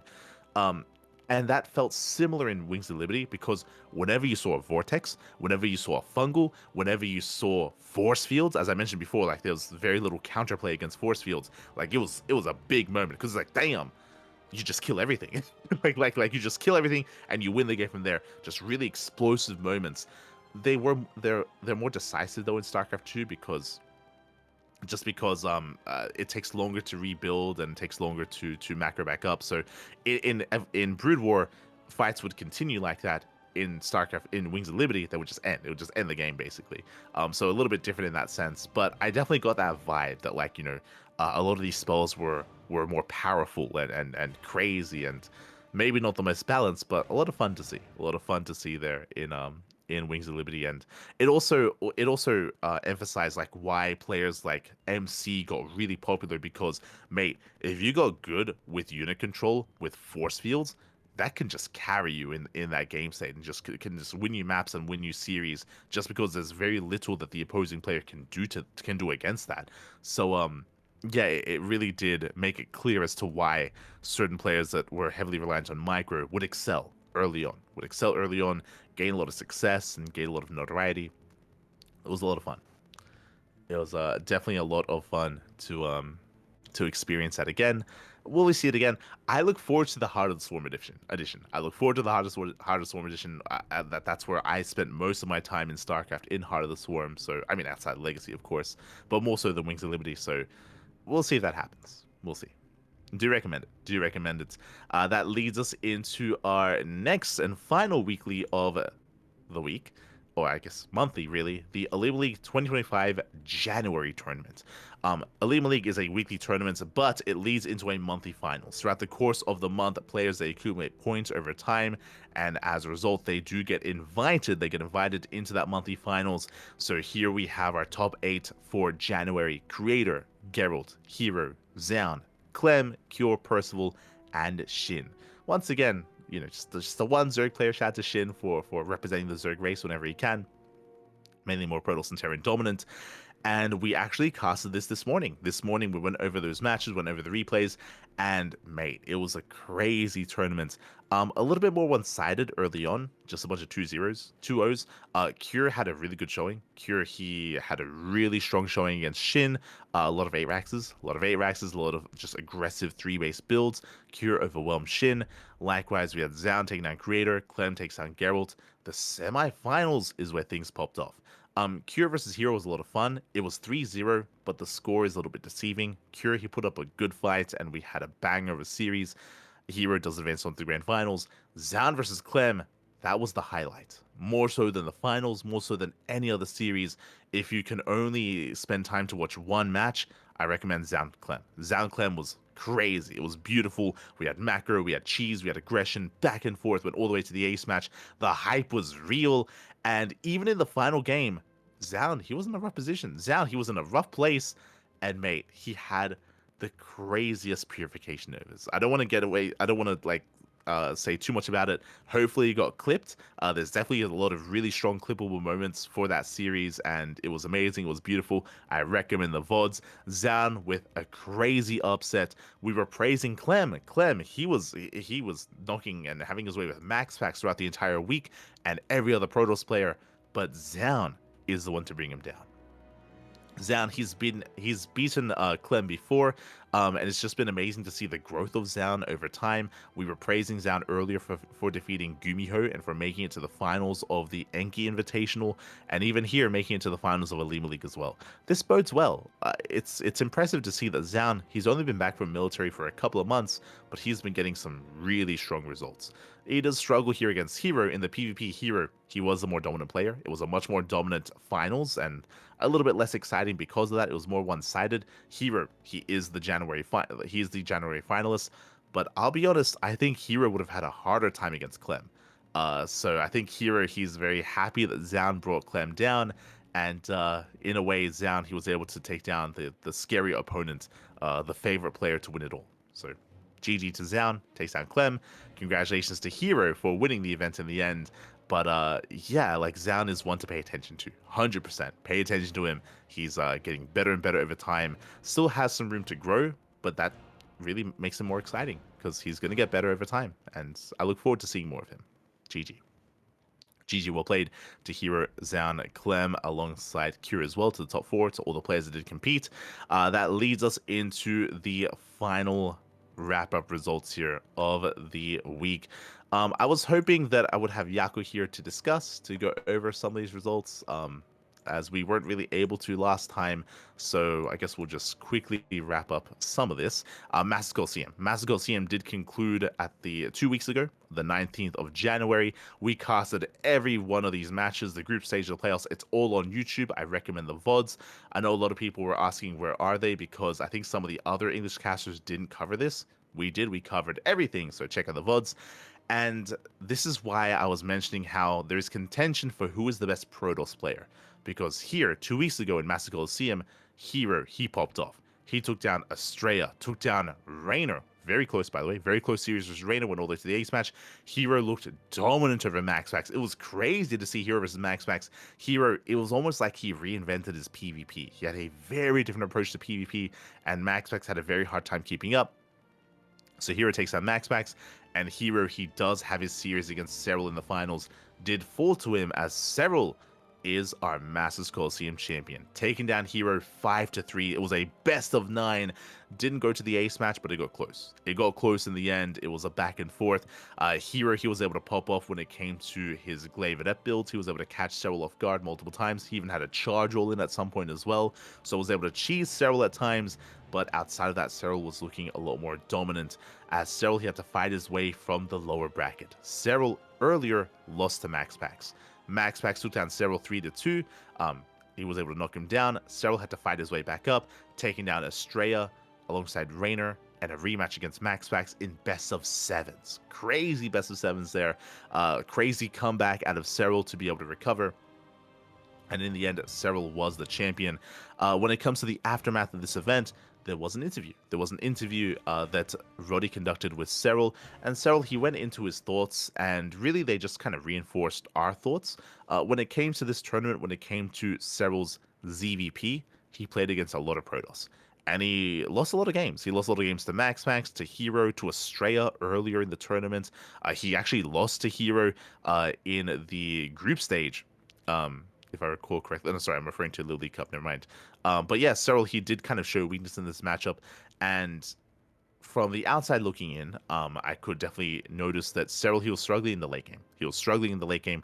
Whenever we saw Estrella, Max Max, or Hero defeat Serral, it was typically in the late game. Less applicable to the finals. If you recall, I mentioned how Hero cheesed the hell out of Serral in the finals. At least it takes certain maps. But Serral, he was struggling in the late game. And that was apparent. And Serral, he confirmed that in the interview, where he was talking about how his thoughts on the ZVP matchup and how he feels like the late game is more Protoss favored, and that he struggles in the late game, and he typically wins his matches in the mid game. And that is reflective to his rematch against Max Max. If you watch his 2 series against Max Max in the upper bracket finals, whenever the game would last over a certain point, whenever Max Max got to the late game, got to a maxed army, Max Max, he would win. He would dominate. He would have very strong wins and strong results over Serral. In the rematch, Serral was a lot more aggressive. He was a lot more aggressive, and he was a lot more decisive as well. And he would often either kill Max Max before the late game, or he was able to cripple Max Max coming into the late game, giving Serral momentum and giving Serral a lead, so he could kind of end things and close things a little bit earlier. So Serral, he had a much more aggressive approach in the rematch. He was more successful there. That is also applicable to the grand finals, where Hero, I want to say that Hero kind of threw a little bit on Abyssal Reef. There was an Abyssal game where they did go to the late game, and Hero, he actually went mass carrier, which is not a good thing. It was he went pure carrier, and he got shut down. So that was, I want to say, a bit of a slip up there from Hero. But outside of that, it was Serral, again, being more aggressive, being more decisive, and just making sure that he had a lead and he had an edge coming into the longer game, and he was able to overwhelm Hero. And Serral, he elaborated on that. He said that he's also struggling because, not just because of that, but also because as a player, he's a little more prone to macro. He's not like your Raynor. He's not like Raynor. He's not like Dark. He's not like Shin. He's not like hyper. He's not really known for all-ins and known for being hyper aggressive. So this is a side of Serral that he's trying to work on, that he has to if he wants to be successful in ZVP. Just because he typically likes, stabilizing, taking more bases, maxing out, taking up, and being passive like that, and being more macro oriented has been hurting him. So he's trying to like kind of reroute his mindset and kind of change his style and reinvent himself a little bit more in ZVP, and he was able to do so. He was able to do so with success here, at least against MaxPax and against Hero. So GG well played. Serral, he does take the win, but congratulations to Hero, because Hero, he took down some big names to make it this far. Raynor, MaxPax, and went toe to toe against Serral as well. So GG well played. You may be noticing there's a player missing here. If Clem was here, I'd say that Clem was favored to win the entire tournament, but Clem did not make it out of the group stage. We've spoken about this a lot of times actually, but Clem, he specifically had a really rough showing against Spirit. Spirit had a crazy upset and defeated Clem in the group stage. He defeated Clem's Protoss. Clem rarely loses PVTs, to be honest. So it was a big win for Spirit. And I remember Spirit had an interview afterwards. They asked him about that, and Spirit said that he said that it felt like Clem was playing worse that day, and that usually Clem just clowns all over Spirit on the ladder and in customs and in other tournaments with his Protoss. So Spirit, he felt very fortunate that he took Clem down there, and because of that, Clem, he got knocked out of the tournament. Got knocked out of the tournament early on. He was never given a chance to make it in the finals or in the playoffs. So a crazy turn of events, denying Clem that chance. And that leads us into LiuLi Cup. LiuLi Cup did conclude at the end of last week, essentially, or really less than a week ago at this point. Less than a week ago, we had LiuLi Cup, and this was the other big online tournament. Here and again, we casted everything. We casted all the matches, all the group stage, all the playoffs. I recommend the VODs. This is also where Hero defeated Serral in the group stage. And to echo what I was saying earlier, Hero here defeated Serral with late game. He was able to get to late game and able to overwhelm Serral, and that's how Hero was able to get the win and take Serral down. Just kind of emphasizing like at least Serral's struggles in that matchup. That led us into the playoff bracket, this time with Clem. And as Clem was here, like he was the favorite player to win it all. This time Clem, he had a much stronger showing in the group stage. This time there was no Terran in the group stage either, so he didn't have to worry about TVT, or I should say he didn't have to worry about off racing, and Clem was able to have a stronger showing as a result. He takes down Skilless 3-0, Hero 3-1. He had a very close series against Serral. It was surprising, I would say. Like, I was favoring Clem a lot more against Serral. I thought it was going to be more one-sided, but no, Serral, he fought back. He fought back really well. I think Game 1 and Game 2 were really impressive. Serral, he's known for roach play in ZVT, and he did not play roaches at all in the first 2 games. He fell back on roach play afterwards, and that's where Clem had his way with Serral. The problem with roach play and roach openers is that it means you're less mobile. You're less mobile in ZVT, you're less mobile as a player, and Clem with his speed is able to just pull you apart even more because your composition isn't helping you when it comes to keeping up with Clem. It's why Serral excelled that much more earlier in the series and struggled that much more later in the series. It was really interesting to see the dynamic, and really interesting to see how the playstyle, the build, or the compositions and the builds of Serral compared to Clem throughout the course of the series. So I do recommend it. It's just a really technical series. Do recommend it. Serral got knocked down. MaxPax got knocked down early on by Serral as well. We spoke about it, but Serral, he was a little more aggressive, a little more in MaxPax's face initially in the upper bracket, and MaxPax had a really good comeback here. Now, something to bear in mind about this event, if you remember, Hero did outperform MaxPax in Master Coliseum. Here, I'll be honest, there was an upset that happened. Raynor defeated Hero. Hero, he had that series, like, mate, especially on, I think it was on Amygdala as well. Hero, he was looking so good, and he made a couple too many mistakes. He did slip up. He was not playing at his best, and Raynor took advantage of that. Raynor, with a big upset win here against Hero, did shake the course of the tournament. Without Hero, MaxPax, he could reign free. Like, he could pop off, and he did. He took down Raynor. He had a rematch versus Serral, and again, MaxPax flexing his late game. That is where MaxPax did thrive in the later game. Not just that, though. MaxPax, he also cheesed Serral a little bit. We mentioned before, in the finals of Hero versus Serral in MC in Master Coliseum, Hero, he adapted Serral a couple of times and was able to show, and Serral did show weakness there. MaxPax did the same thing here. Did the same thing. He went for Glaive Adepts and he adapted the hell out of Serral. A little bit of a spoiler to the final game, but yeah, MaxPax, he was able to flex his play in the late game and also cheese Serral out a little bit as well. So a big upset win there for MaxPax, takes down Serral, and then MaxPax had a much stronger showing against Clem. Clem, if you remember, he was a little bit late to the party, a little bit late to the finals, just waking up in time to compete. And yeah, Clem having an off day here. MaxPax having a much more dominant showing, even though we just featured Clem defeat MaxPax in the Monday night event, or Clem defeat MaxPax in these other weeklies. Here, when it mattered most, MaxPax was in form. He was warmed up as well. He had just defeated Serral, went up against Clem, and MaxPax with a big win. This was his biggest win in years. We checked his history. MaxPax, he hasn't won a big online tournament like this until I think it was Pigsty Festival number 2, which was like back in 2022. So it's been years. It's been years since MaxPax has gotten a big win like this. And congratulations, MaxPax, he takes the win. He takes down Clem in the finals. GG. GG, well played. MaxPax takes down Clem, takes down Serral, takes down Raynor. He avoided Hero. I would have loved to have seen a rematch between Hero and Clem, since Hero did defeat between Hero and MaxPax, since Hero did defeat MaxPax in Master Coliseum. Regardless, congratulations, MaxPax, with a big result, with the first big Protoss win in a long time. GG. GG, well played.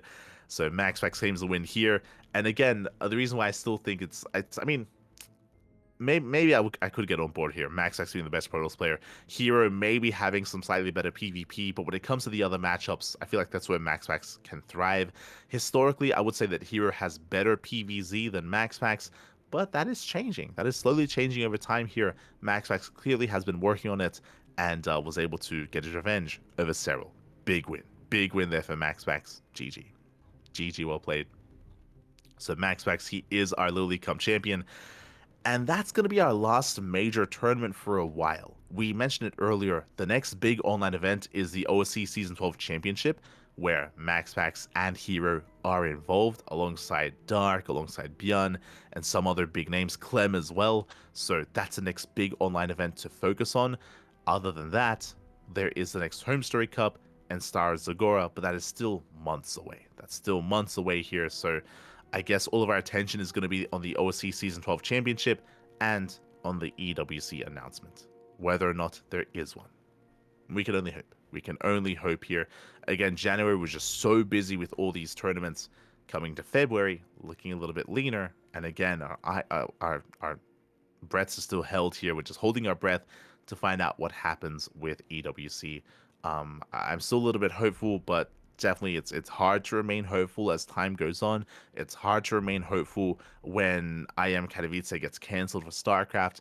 There's definitely a lot of doom and gloom going on throughout the community. But, regardless, the show will go on. There's still a lot of content. There's still a lot of tournaments, still a lot of StarCraft. Here on the CranKy Ducklings, we're doing our best, and we'll see what happens when it comes to the announcements. After the announcement, we can confirm what's going to be happening with the channel. For now, as long as we can, we will be committed and devoted to StarCraft as always. Branching out a little bit with StarCraft Evolution, branching out a little bit with Warcraft 3 Evolution, and maybe getting into like Zero Space or Stormgate or some of these other RTSs when they eventually come out. Still a ways away until that happens. Like, they're still very much so in their infancy. It's still a long time until they hit the field and until their full release. Once it happens, maybe we might get involved, maybe not. Hard to say. For now, though, StarCraft is our game, and we're here for it, as always. We are here for it.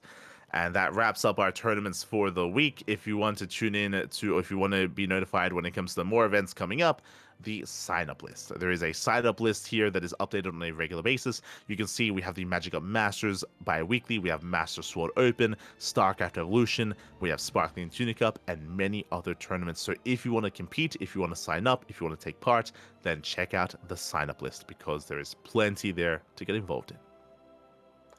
There's plenty of events on the sign-up list. If you want to help support the CranKy Ducklings, you can do so via subscribing or Patreon. Our Patreon is designed to fund our open cups, to fund our tournaments, not just open cups, but our amateur tournaments as well. So if you want to help support the CranKy Ducklings, and if you don't just want to, support us via Twitch, if you want to help actually fund tournaments, then Patreon is the place to be to support the CranKy Ducklings, but also to support the StarCraft scene as well. So if you wish, you can take part in Patreon. Otherwise, thank you. Thank you so much for watching. Thanks so much for tuning in. Again, a bit of a longer show this time, and give your love to Yaku. Again, Yaku, he's sick. He's under the weather. He was able to soldier through the first section where we could have a back and forth discussion, but he did have to head out, and he's just getting rest as we speak. So much love to Yaku. Hopefully he recovers, and hopefully he's going to be good for next week. Otherwise, send your love over to Yaku. Again, best of luck, Pappy, as he rests, as he recovers, as he recuperates.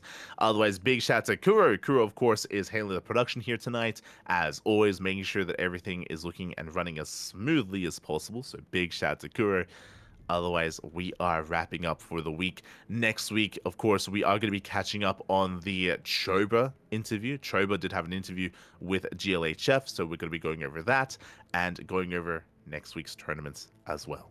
If you want to tune into the rest of the CranKy Ducklings, if you want to tune into more of our tournaments, our next broadcast is going to be in around 10 hours. In 10 hours' time, we're going to be live with Amantes de StarCraft. That is a Brazilian-only tournament. And tomorrow night, we're going to be live with the Kung Fu Cup Warcraft 3 Evolution Edition. What I will say, though, Yaku did want to cast, but because Yaku is a little bit under the weather, there's a chance that he won't be able to cast that event. It would be a shame. I know he was looking forward to it. If that's the case, it's okay. We have another Warcraft 3 Evolution tournament next week, so he'll try to be there for that one, if he can't be there tomorrow. So plenty of StarCraft, plenty of content. Again, we have 2 casts a day every single day, at least 2 casts a day. Sometimes we have even more. So plenty of content on the CranKy Ducklings. Check us out. Follow us on all the social medias. We have Twitter, we have Facebook, we have Instagram, YouTube, and Discord. All things CranKy Ducklings. And we'll see you in 10 hours for some more StarCraft 2 action. Thank you for tuning in. See you next time. Ciao. Ciao.